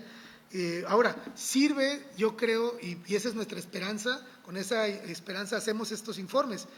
Serviría mucho que ustedes tomaran estos datos y dijeran, mira, gobierno del Estado, mira, empresariado, mira, quien sea, esto es lo que nos cuesta la violencia. Y decimos, es mucho mejor negocio la paz que la violencia. Es mucho mejor invertir en prevenir violencias que invertir en reaccionar a la violencia y estar recogiendo cuerpos y estar persiguiendo delincuentes. Vamos a ir a donde están las causas. Hay muchos programas de prevención también que incluyen el arte para los jóvenes, para los niños, para las familias, incluso personas en privación de la libertad, en reclusión, personas privadas de la libertad, también la rehabilitación, ¿cómo se llama? La reinserción social funciona mucho mejor con expresiones artísticas. Y finalmente, esa es una experiencia más personal, una opinión personal, pero hay espacios, hay campos, hay situaciones en las que la única respuesta posible es el arte. Estoy pensando, por ejemplo, en cómo procesar la desaparición de un familiar, donde la tanatología no hay mucho que hacer, o la muerte de un familiar. Cuando son bajo estas formas violentísimas, brutales, que no parecen tener ningún sentido, parece que a veces solo el arte tiene alguna posibilidad de expresión, de resignificación, de entendimiento y de consuelo. Entonces es valiosísimo el tema del arte y las expresiones culturales y artísticas, pero hay que traerlos a la conversación, digamos, ¿no? También. Y sobre el diálogo nacional por la paz, pues yo tengo un sesgo ahí porque estamos muy cerca del diálogo nacional, participamos como instituto, participo también a nivel personal, soy parte de la comisión que escribe la Agenda Nacional por la Paz incluso, y hay gente ahí brillantísima, no yo, pero Clara Husitman, Carlos Heredia, Mariclera Costa, y a mí me parece que es un esfuerzo muy valioso, aunque la atención se ha ido completamente hacia la estructura eclesial, hacia la SEM, hacia la Conferencia del Episcopado, hacia los obispos, y eso es importante. Hay un esfuerzo que lideran ellos, la Compañía de Jesús con los jesuitas. No es ese todo el movimiento, detrás hay un conjunto de expertos, de instituciones, de asociaciones, de universidades, que van también acompañando, y que, lo digo ya a nivel personal, nos hemos, en un buen sentido, subordinado a ese proceso, porque creemos que es valioso. Decía yo hace rato, ¿quién puede convocar socialmente a un liderazgo amplio? Pues yo personalmente creía que iba a ser el presidente que está saliendo y no convocó, dividió. ¿Quién más puede ser? Yo cuando veía las manifestaciones multitudinarias, masivas de maestros, decía, tal vez el magisterio pudiera ser ese convocante, y no lo hemos visto. Normalmente buscan sus propias prerrogativas. ¿Quién entonces? Pues surge una estructura desde iglesia. Vamos a ver, a mí me genera esperanza. Para quienes son y no somos católicos, creyentes, no importa, parece que puede haber una convocatoria algo más moral, más general. No son procesos, ¿cómo se llama?, inmaculados de ninguna manera, pero pues creo que hay que avanzar con lo que hay. Yo veo ahí mucha posibilidad. ¿Quién puede hablarle de tú a tú a las candidatas, por ejemplo? ¿Quién puede sentar a las candidatas a la presidencia a firmar un compromiso? Pues sí, este movimiento lo hizo. Más de, creo que son 300 municipalidades firmando, 300 candidaturas, 600 candidaturas, 300 municipios firmando compromisos. Lo que veo a mí me genera esperanza. No sé qué va a pasar, francamente, estamos ahí apostándole, pero pues hay que sumar ahí, por lo menos es lo que yo estoy haciendo. Sí me parece que es un esfuerzo sin precedentes. Lo último que yo recuerdo es el Movimiento por la Paz con Justicia y Dignidad de Javier Sicilia, que hizo grandes avances, visibilizó a las víctimas, les dio voz, y luego pues parece que perdió fuerza. Creo que sobre esos esfuerzos previos se construyen estos otros nuevos impulsos. Y finalmente, sobre el género. El tema del género, pues sí es una crisis grave a nivel nacional. no tenemos que decidir si es el origen cultural o el origen actual o el origen de la música o si es el reggaetón o si es la delincuencia organizada, es todo eso junto. Si algo hemos entendido es que estos fenómenos son complejos, sistémicos, y pues Galtung tiene también un triángulo de violencias directas, culturales, estructurales. Bueno, la violencia de género atraviesa las tres categorías. Hay una violencia directa que se manifiesta en feminicidios, violencia familiar, agresión sexual, pero esto también está sostenido por estructuras violentísimas contra las mujeres. Lo vemos en la legislación, lo vemos en los empleos, lo vemos en los salarios desiguales, y también está arraigado en la cultura, cómo crecimos con el machismo, cómo lo traemos tatuado, lo traemos metido dentro. Hay que trabajar en eso, hay que erradicarlo, y por supuesto pues hay muchas respuestas. Algunas están en la educación a muy temprana edad, por supuesto, otras están en la deconstrucción, en el trabajo propio, y otras están muy claramente en la procuración de justicia.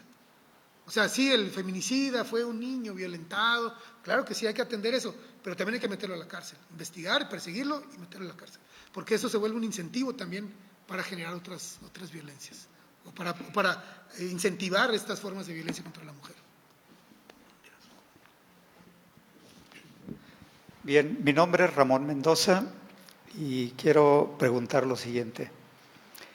Primero, antes de preguntar, agradecer esta información tan valiosa sobre el índice de paz en México, porque nos proporcionan datos que nos ayudan a ver la dimensión tanto de la problemática relacionada con las diferentes violencias y su impacto, pero por otra parte, lo que está haciendo o lo que no están haciendo las diferentes instancias o instituciones del Estado para poder reducir los índices de violencias y por otra parte la responsabilidad de la sociedad. Y aquí es donde quiero yo poner la atención. ¿Cuáles serían como las acciones y el impacto que están teniendo organizaciones de la sociedad? Por una parte, en el ámbito educativo, la educación para la paz, que puede ser desde instancias universitarias u otras instituciones educativas, aunque también desde iniciativas más desde el arte, desde otras instancias que tienen un impacto en la conciencia social hacia una cultura de paz. También puede abordarse desde qué están haciendo, pero de una manera explícita y eficaz, las iglesias, para poder ir teniendo un impacto en la construcción de una nueva conciencia social y de cultura de paz. Por otro lado, ¿qué están haciendo y qué organizaciones, principalmente organizaciones de la sociedad civil, para poder también dar su aporte? Y muchas veces tiene que ver con un aporte de impulso de políticas públicas, impulso de diálogos para la paz, especialmente en regiones donde hay mayor conflicto o mayor profundización de la violencia. ¿Qué están haciendo las organizaciones de la sociedad civil y cuáles son las que están participando más activamente y con qué impacto para poder ir reduciendo estos índices de paz y crear sobre todo políticas públicas que respondan a la profundidad de las violencias y a todo lo que es ya una violencia institucionalizada en las estructuras de la sociedad?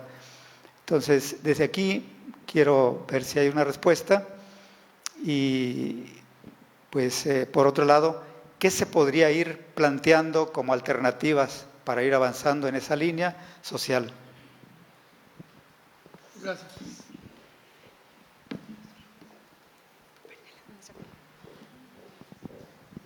Había otras dos preguntas allá.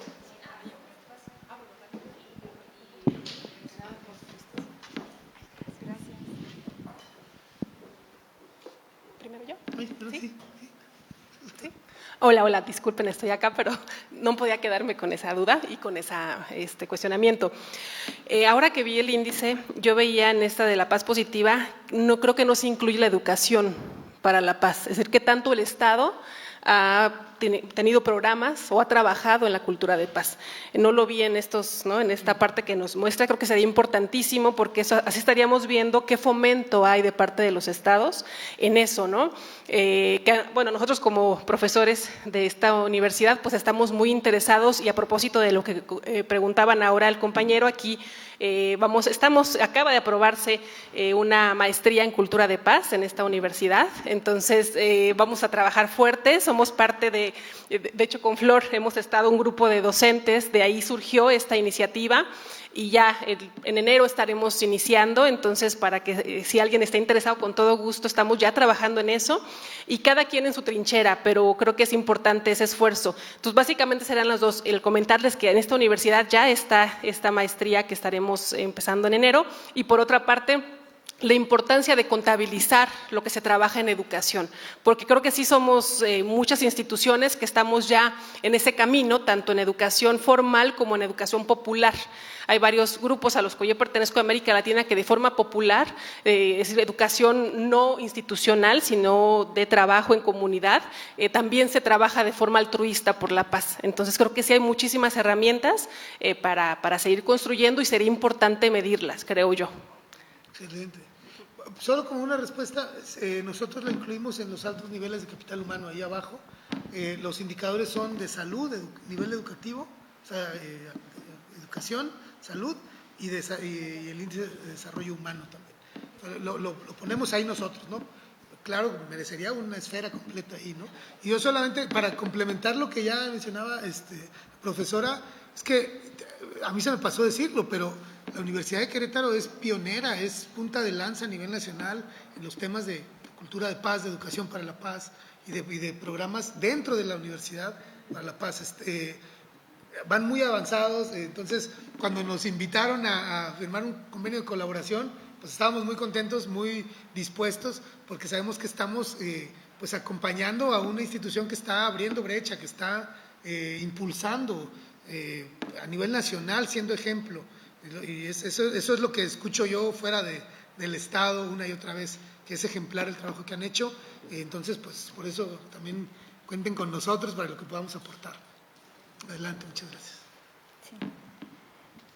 Hola, buenas tardes. Soy Maribel Rivera López, profesora investigadora de la Facultad de Psicología y Educación. Y bueno, como le decía a mi compañera Aide, que ya estamos en este proceso de iniciar con la maestría en Cultura de Paz, pero y primero que nada agradecer el trabajo que ustedes están realizando. Es muy importante que se tengan esta dedicación a hacer estos indicadores y estar midiendo y estarnos dando información que nos va a permitir fundamentar las investigaciones y los procesos de intervención que se realicen, ¿no? Es muy importante, muchas gracias. Y por otro lado, preguntarte si están considerando también en sus indicadores la medición de la violencia estructural y de la violencia cultural. O sea, porque los que yo veo son indicadores de violencia directa, pero no sé si están los rubros ubicando o que podamos ubicar indicadores de violencia estructural e indicadores de violencia cultural. Eso sería pues muy interesante empezarlo a saber si sí y si no, pues empezarlo a realizar.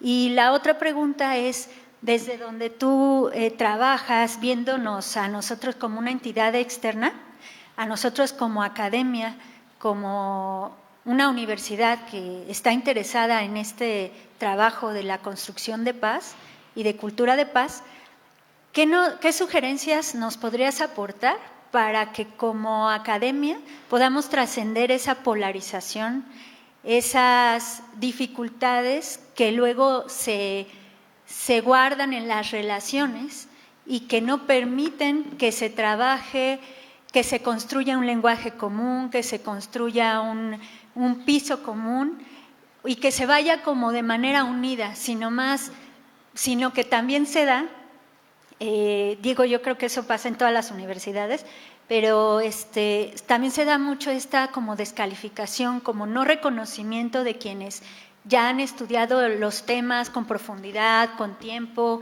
de quienes, digamos que pueden aportar en este sentido dentro de la propia universidad y pues cómo podemos mejorar pues en realidad pues estas relaciones, ¿no? Que pueden ayudar a que se construya la cultura de paz pensando desde dentro, ¿no? Primero desde dentro, más que pensar en el cómo no, lo vamos a hacer hacia afuera. Esas son las Muchas gracias. La primera pregunta, que está difícil, pero está más fácil que la segunda, yo diría, tenemos un dilema permanente. Ya vieron que a mí me toma la mayor parte de la presentación hablar de los indicadores de violencia directa, que es la paz negativa. Lo que pasa es que sí medimos la parte estructural acá. Por ejemplo, estos son los indicadores de estructuras, cultura, interacciones, actitudes sociales, pero eso se mueve cada 5, cada 10 años. Entonces, la verdad es que, sí, que los medios de comunicación cubren mucho más los otros indicadores. Si yo doy una conferencia de prensa, como hacemos cada año, con los indicadores de paz positiva, no les interesa a los medios, no le interesa al público. Lo hemos probado y quieren saber cuántos muertos hubo, cuál es el peor estado, dónde mataron a más gente y qué gobernador es el peor y el mejor. Entonces, me declaro también autocríticamente culpable como instituto porque fomentamos esto también y entramos en esta interacción con medios. Como yo hago las paces con esto es decir, bueno, vamos a entrar con el tema de la paz negativa y la violencia, pero vamos a hablar sobre todo de la paz positiva y de la resiliencia. Pero no es tan simple, te digo, se mueve muy lento esto, cada 10 años, cada 5, 8 años cambia algún indicador. Sí medimos, por ejemplo, en el tema de equidad, digamos, en acceso, ¿cómo se llama? Distribución equitativa de los recursos. Medimos, por ejemplo, cuántas mujeres hay en Congreso, en posiciones de poder máximo en alcaldías, gobernaturas, y ese indicador ha mejorado un montón en México. Es que es de lo que más ha mejorado en género. Es una buena noticia, tenemos a la primera presidenta del país, eso hay que emocionarse también, y es importante, son avances importantes. La segunda pregunta, yo no me atrevería a decirle a los profesores de la Universidad de Querétaro qué pueden hacer o cómo mejorar, a menos que me lo pregunte alguien. Entonces pues me puedo dar algunas ideas nada más de lo que hemos visto, ¿no? Sin conocerlos. Creo que no tengo yo mucho derecho ni a criticar ni a juzgar nada, pero sí he visto en otras instituciones, por ejemplo, que como bien dice usted, están aisladas las facultades, ¿no? Yo soy psicólogo y entonces pues la respuesta está en la sanación del trauma y en la psique, y digo tonterías porque yo no soy psicólogo. Este es lo que es importante. Y en la mesa estamos ahí comiendo o dialogando en una reunión y el pedagogo dice, no, el tema es la educación, esa es la clave. Y alguien que es muy religioso y de corte más conservador dice, no, en la familia, pero la familia tradicional, no cualquier familia. Los valores de los niños, ya no hay valores, bueno. Y alguien dice, el policía o el más pragmático dice, no, es que estos hay que agarrarlos y arrestarlos con mano dura. Y otro que hace medicina dice, no, es que la salud desde el cuerpo se manifiesta. Bueno, ya me entienden el ejemplo, ¿no? Cada quien trae su medicina, cada quien trae su pomada y cada quien cree solamente en su propia pomada. Ahí también yo por ejemplo, como economista hablo de medir, de lo que genera evidencia, ¿no? A mí muéstrame los datos. Y la gente que hace arte dice, no, es que el arte es la solución. ¿Quién tiene razón? Pues todos, ¿no? Y ninguno cuando dicen, esta es la única solución. Entonces, no, pues en esta multidimensionalidad es que está la oportunidad de trabajar de manera decidida. Hay preguntas, yo ahorita les planteaba algunas, pero hay cientos de preguntas que surgen a partir de datos y de otras reflexiones de otras organizaciones y que deberían estar llenándonos de tesis de licenciatura, de doctorados, de maestrías, de todas las investigaciones académicas. Pues yo sí tengo una crítica al ámbito académico a nivel nacional. Si la educación, como yo la entiendo, es la respuesta social a las necesidades de un país, pues, y nuestros problemas más graves son la corrupción, la violencia, pues ¿cuál ha sido la respuesta? Llevamos ya 18 años de crisis de violencia y no tenemos tantas licenciaturas, tantas maestrías, tantos doctorados en violencia, en paz, en las disciplinas que nos acercarían. No tenemos corruptólogos o deontólogos o gente o los filósofos hablando de una ética pragmática, de una ética de la vida real, no están. Entonces no estamos respondiendo a algunos, perdón, ya se ofendió allá perdón. No están ahí. Y entonces algunas disciplinas se apoderan de la agenda. Los abogados se apoderan de la agenda anticorrupción, para la cual no hay ni siquiera un término en positivo. ¿Qué es lo contrario a la corrupción? Pues la anticorrupción, ¿no? La negación del negativo, la doble negación. O la honestidad, no, es la transparencia, que tampoco es, pues no sé, algunos opinamos que es la deontología o la ética, pero no está claro, no tenemos ni el opuesto a la corrupción. Entonces ya deberíamos tener un término por lo menos, y no lo tenemos. Y la agenda está en manos de los abogados, la agenda punitiva del combate a la corrupción.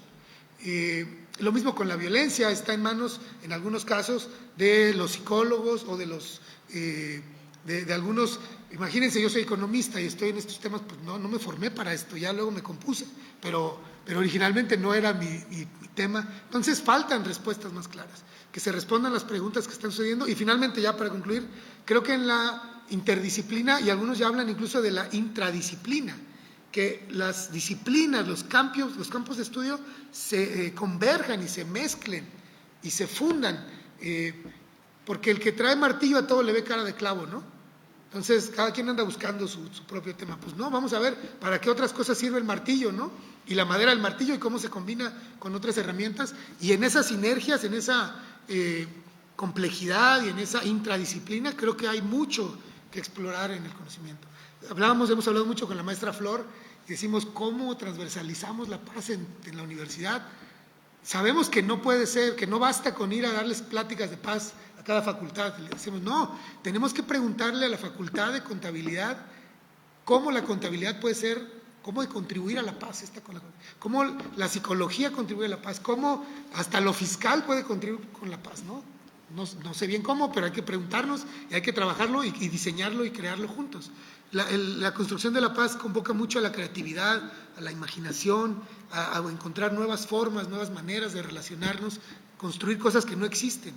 Y estas cosas que no existen se van construyendo en el diálogo, en las miradas al otro, en el correr riesgos y en el despojarnos de estas vanidades y estas soberbias intelectuales, ¿no?, que siempre tenemos. Es lo que podría decir. Muchas gracias. Maestro, tengo identificadas 3 preguntas más. ¿Está bien? Sí, ya responderé mucho más breve, prometo. Hola, muy buen día. Adrián Rangel, de La Semilla. Somos una empresa social dedicada a la siembra de culturas de paz desde hace ya 14 años, específicamente en la formación de liderazgos de paz y la de construcción estructural. Y mi pregunta tiene que ver con una preocupación que tengo, ¿no? Y está en relación con que, si bien la construcción de paz necesita un piso común conceptual, ¿no?, es decir, un lugar teórico desde donde podamos partir, ¿no?, definiciones comunes y tal, después lleva un elemento, vamos a decirlo así, como metabólico personal, o sea, es decir, donde yo realmente pueda vivir lo que es la paz conmigo y en mis relaciones, ¿no? O sea, es decir, y eso lleva un elemento también de desarrollo de habilidades, ¿no?, habilidades que la cultura no nos enseña, ¿no?, para después poder generar transformaciones estructurales, ¿no?, o a la par, ¿no? Y la preocupación que tengo es que últimamente he visto que el tema de construcción de paz, así como decías, ¿no?, este secuestro que de pronto tenemos los gremios, ¿no?, ha tomado tintes mucho más académicos, ¿no? O sea, es decir, como mucho más de este suelo y este piso común conceptual. Y creo yo que falta este elemento metabólico de desarrollo de habilidades, este desarrollo de conciencia relacional, no solamente entre nuestra especie, sino también con otras especies con las que compartimos el planeta. Entonces, esa es mi preocupación, ¿no? De manera personal, ¿no? Como ver este tinte más teórico, más metodológico, ¿no? De pronto la mediación, las personas mucho más orientadas en el tema de cómo puedo mediar, ¿no? Los pasos ABC, más que en poder generar una conexión o ayudar a generar una conexión interpersonal, ¿no? Maestros en las escuelas donde se implementa mediación mucho más preocupados por cómo lleno los registros que por cómo le hago para generar estos procesos dialógicos, ¿no? Entonces, bueno, esa es mi preocupación y como un poco saber qué piensas al respecto. No sé si entiendo exactamente la preocupación, pero si estoy entendiendo bien, yo creo que yo no estaría tan seguro de que está concentrada en lo académico. Yo te diría, depende de dónde estés, con quién te juntes, básicamente, ¿no? Si uno está con las víctimas, lo que falta ahí es mucha conceptualización y lo que sobra es activismo aguerrido, ¿no? Si estás con los grupos eclesiales que atienden víctimas, que no son suficientes, no son tantos como deberían ser, pues lo que yo diría es que ahí lo que falta es política pública. O sea, no sé si me explico. Y en algunos espacios académicos falta mucha práctica, falta mucho. Me dices del tema personal, ¿no? Y del tema individual, de trabajo interior, ¿no? Por ejemplo, así lo entiendo. Pues los que están haciendo yoga y alguna disciplina metafísica, espiritual, a esos les falta realidad de afuera, salir de lo propio, ¿no? Yo he hablado con gente que está pensando, que atiende estos temas más espirituales y dicen, no, tranquilo, cada quien tiene su camino y su destino y su proceso de aprendizaje del ser, ¿no? De alguna cosa así. Pero ¿y entonces qué hacemos con las víctimas de la violencia ahorita? Al mismo que yo le diga, señora, su hijo desapareció porque él trae su proceso cósmico, ya, pues no, o sea, algo tenemos que hacer. Entonces, creo que yo me lo imagino así y lo visualizo así. Creo que los sectores, los actores, las personas, andamos por ahí ya trabajando por la paz. Hay mucho trabajo por la paz en México ya desarrollado, avanzando, pero traemos como una pieza del rompecabezas por ahí y esa pieza no es la foto completa. Tenemos que empezar a conectar, ir con aquellos, tú qué pieza traes, cómo conecta con mi pieza y empezar a construir una imagen, una visión más completa.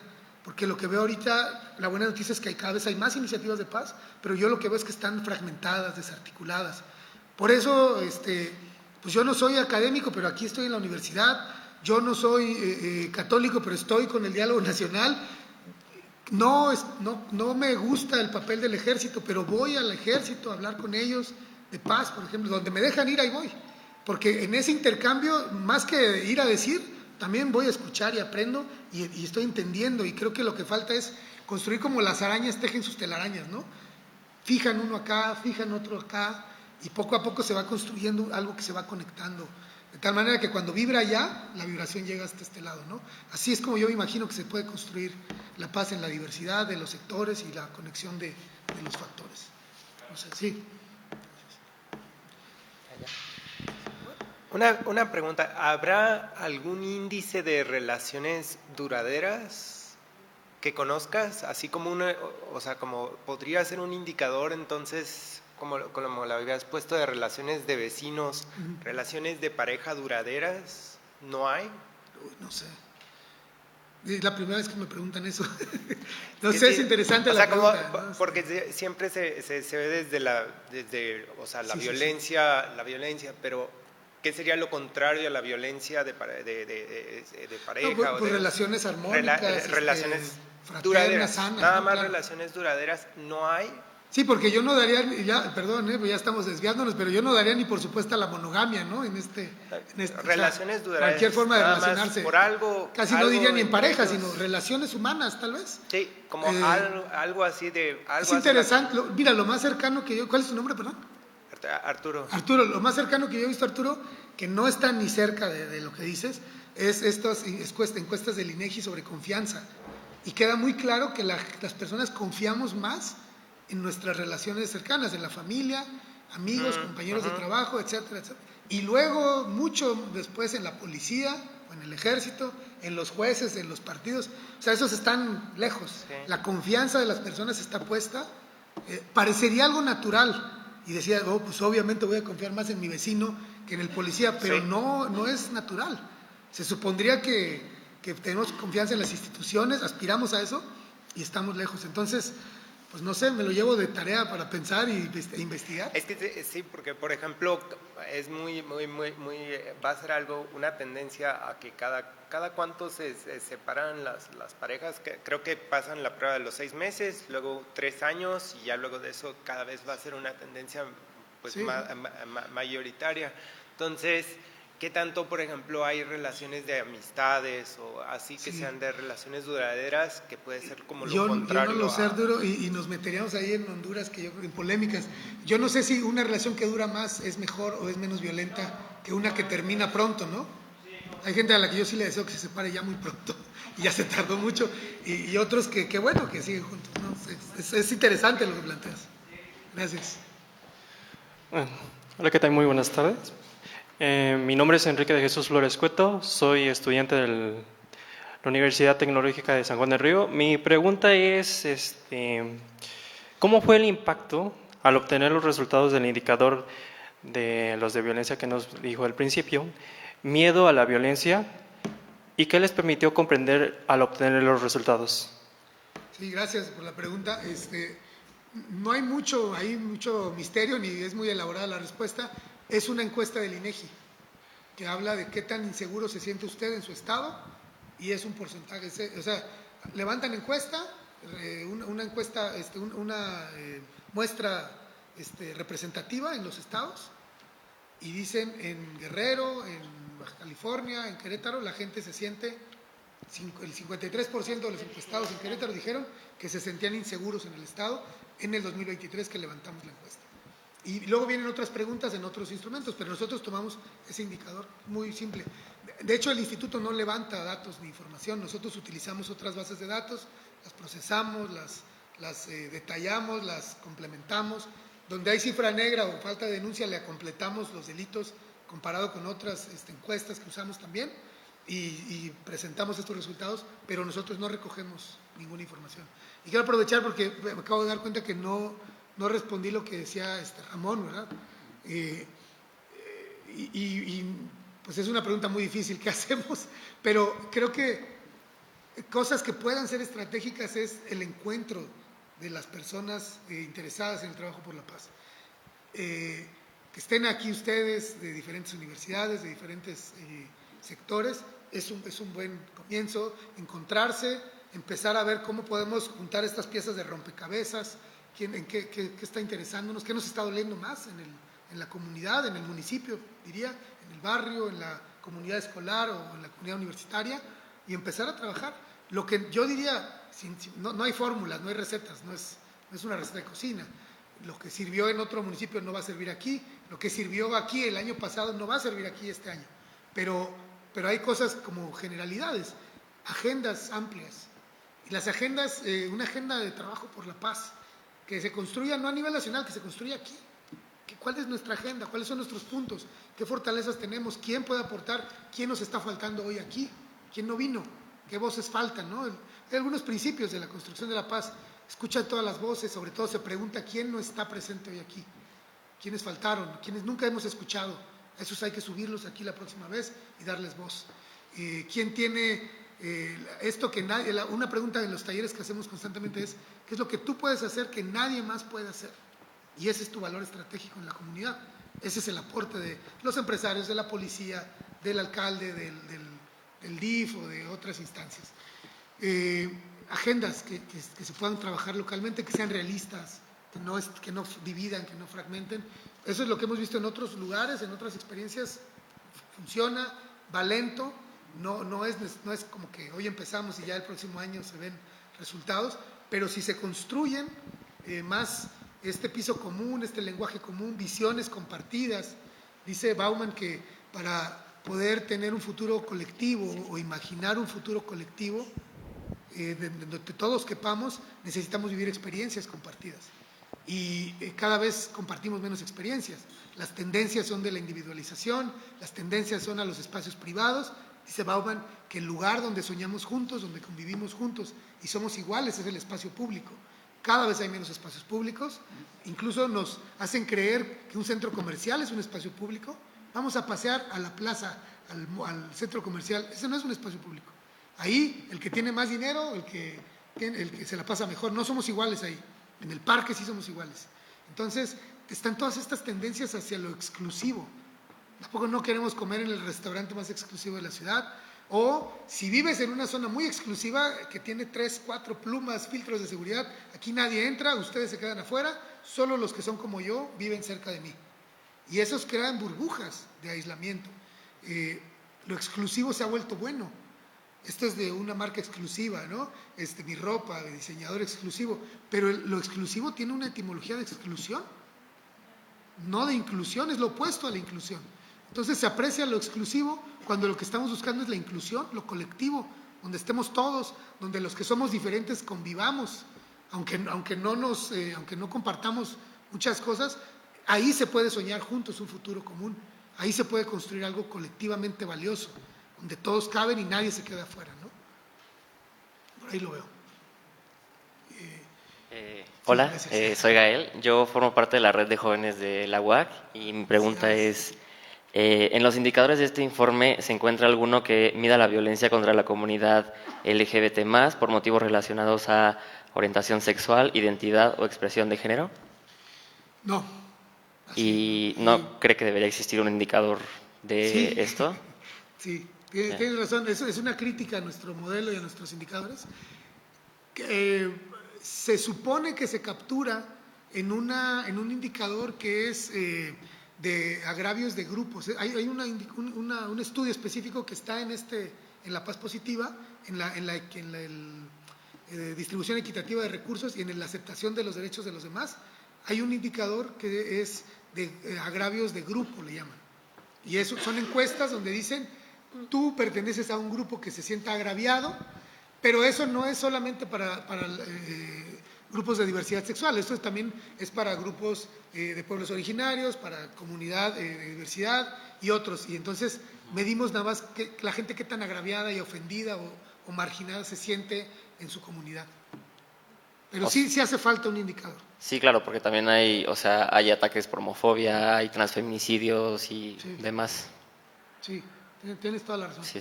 No hemos logrado pues cambiar nuestra metodología y creo que sí está ahí esa falta, ¿no? Sí, es un tema en la mesa y no lo hemos logrado. Sí, eso es una falla de nuestro. Sí, porque justo hace ratito estaba como buscando para venir con datos de que, existen tantos y no hay, pues sí, como, ¿cómo se dice? De alguna organización o algún estudio que lo diga como verídico. Mira, Gael, hay esperanza porque hace 10 años no hacíamos el análisis diferenciado de género, por ejemplo, en homicidios, en agresiones, no medíamos violencia contra policías, no medíamos desaparecidos, porque no había datos. Entonces, si no hay datos, no lo medimos. Y mi pleito interno, ya aquí me estoy contando las intimidades del instituto, pero el pleito interno hay que decir que no hay datos, porque eso ya es una denuncia, es una señal. Y yo estaría aquí diciendo, no pusimos, yo sé que sí hay datos, pero no pusimos datos de transfobia porque no hay datos. Y entonces tú me dirías, claro que sí hay datos, te doy el observatorio, la base de datos, y entonces eso ya abre una conversación.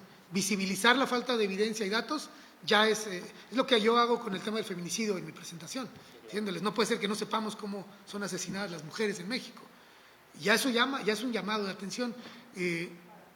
No me comprometo a que tengamos un indicador, pero te prometo que en las reuniones que estamos empezando ya para el siguiente año, porque cada año nos reunimos y revisamos, el siguiente tema es violencia por homofobia, transfobia y contra la comunidad de diversidad sexual. Y ojalá que por ahí un párrafo empecemos a poner, un análisis, alguna información, y esto ya pueda ser un tema más amplio. Gracias. Hola, buenas tardes a todas, a todos y a todes. Mi nombre es Aide Hernández, soy también integrante de la Universidad Autónoma de Querétaro, trabajo actualmente en la Dirección de Vinculación y he tenido el gusto de estar colaborando directamente con la maestra Flor y su equipo desde el inicio, ¿no? Y bueno, nada más es un comentario, así rápido, bueno, varios, pero rápido, de reconocimiento al trabajo que se ha hecho. escucho y bueno, que sí son bien desalentadores siempre estos datos. El ir articulándonos justamente, ¿no?, como recomendación general desde dentro de las instituciones y aprovechando las coyunturas que hay políticas ahora mismo para poder seguir impulsando y reconociendo los esfuerzos que hacemos desde lo colectivo y desde la universidad, ¿no? Justo desde esta mirada popular, desde ir articulando las redes, desde todos los niveles, la implicación de las y los funcionarios para poder sensibilizarse, que siempre estamos como en ese nivel, ¿no? Es lo que nos toca repetir nuevamente con esta administración dentro de la universidad y también en lo local y también en lo estatal.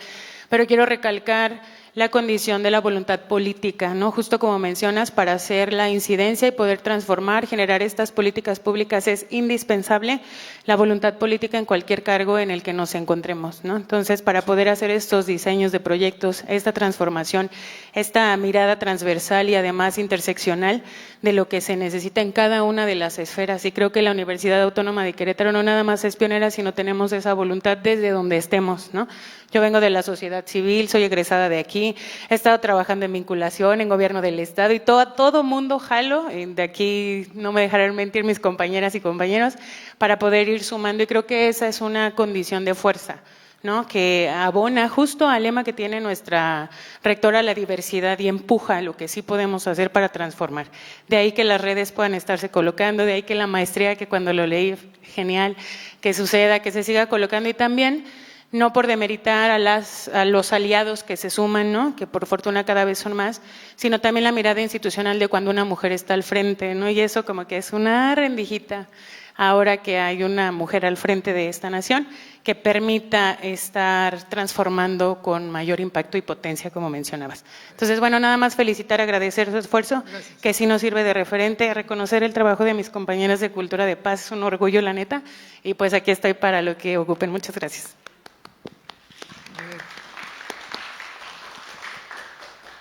Yo ahí agregaría un comentario, perdón, ya, y miren, bueno, ya nos extendimos. Yo vine nada más a esto desde la Ciudad de México, así que prisa no tengo, pero bueno, solo muy breve. Creo que también esto que planteas de cómo la voluntad política es clave, la voluntad política no es algo que nos cae del cielo así como una gracia divina. Si no está ahí, se agradece cuando está ahí, ¿no? Y cuando no está hay que fomentarla en buenos términos, dialogantes y amables. Y si tampoco está ahí desde el diálogo amable, hay que buscar otros mecanismos más potentes. Incluso este mapa de rojos y verdes y este ranking de estados es lo que en estrategia de incidencia política le llaman name and shame. En inglés dicen, nómbralos y avergüénzalos, ¿no? Entonces yo sí digo, bien Yucatán, mal Colima, ¿eh? Y entonces ya está Colima diciendo, ¿qué vamos a hacer con esto? Estamos en último lugar otra vez. Estamos quedando muy mal a nivel nacional. Y si tiene aspiraciones políticas el gobernador o gobernadora de ese estado que está muy mal, pues tiene que ponerse a trabajar. Lo hemos visto varias veces. Entonces, yo creo que creo que es un imperativo también ético. Si estamos haciendo esfuerzos por una causa, hay que preguntarnos, ¿lo estamos haciendo de la mejor manera? ¿Estamos moviendo en algo los indicadores? ¿Logramos un impacto o no? Es una conversación que hemos tenido en los últimos años las organizaciones, quienes nos llenamos los eventos a veces y que estamos interesados en los temas de derechos humanos, paz, prevención de violencias, llevamos diciendo no a la militarización, vamos a hacer pancartas, vamos a dar entrevistas, vamos a marchar. ¿Qué hemos logrado? Tal vez hay que buscar otra forma, otra estrategia, hay que cuestionarnos, no puede ser culpa del otro que no hace caso. Si no me hace caso hay que ver cómo me hago presente bajo otras formas, de nuevo, creativas, imaginativas, no tienen que ser violentas, pero sí ser muy estratégicos. Y creo que tiene que ver también con la ética del trabajo que hacemos, una ética hacia nosotros y una ética hacia las causas que también abanderamos, ¿no? Gracias. Bueno, muchísimas gracias a todas, todos. Con esto estaríamos dando por concluida la actividad. Les agradecemos su asistencia y les invitamos a seguir el resto de las actividades de la coordinación en nuestras redes sociales, puede ser Instagram o Facebook, en Cultura de Paz. Muchas gracias. Muchísimas gracias.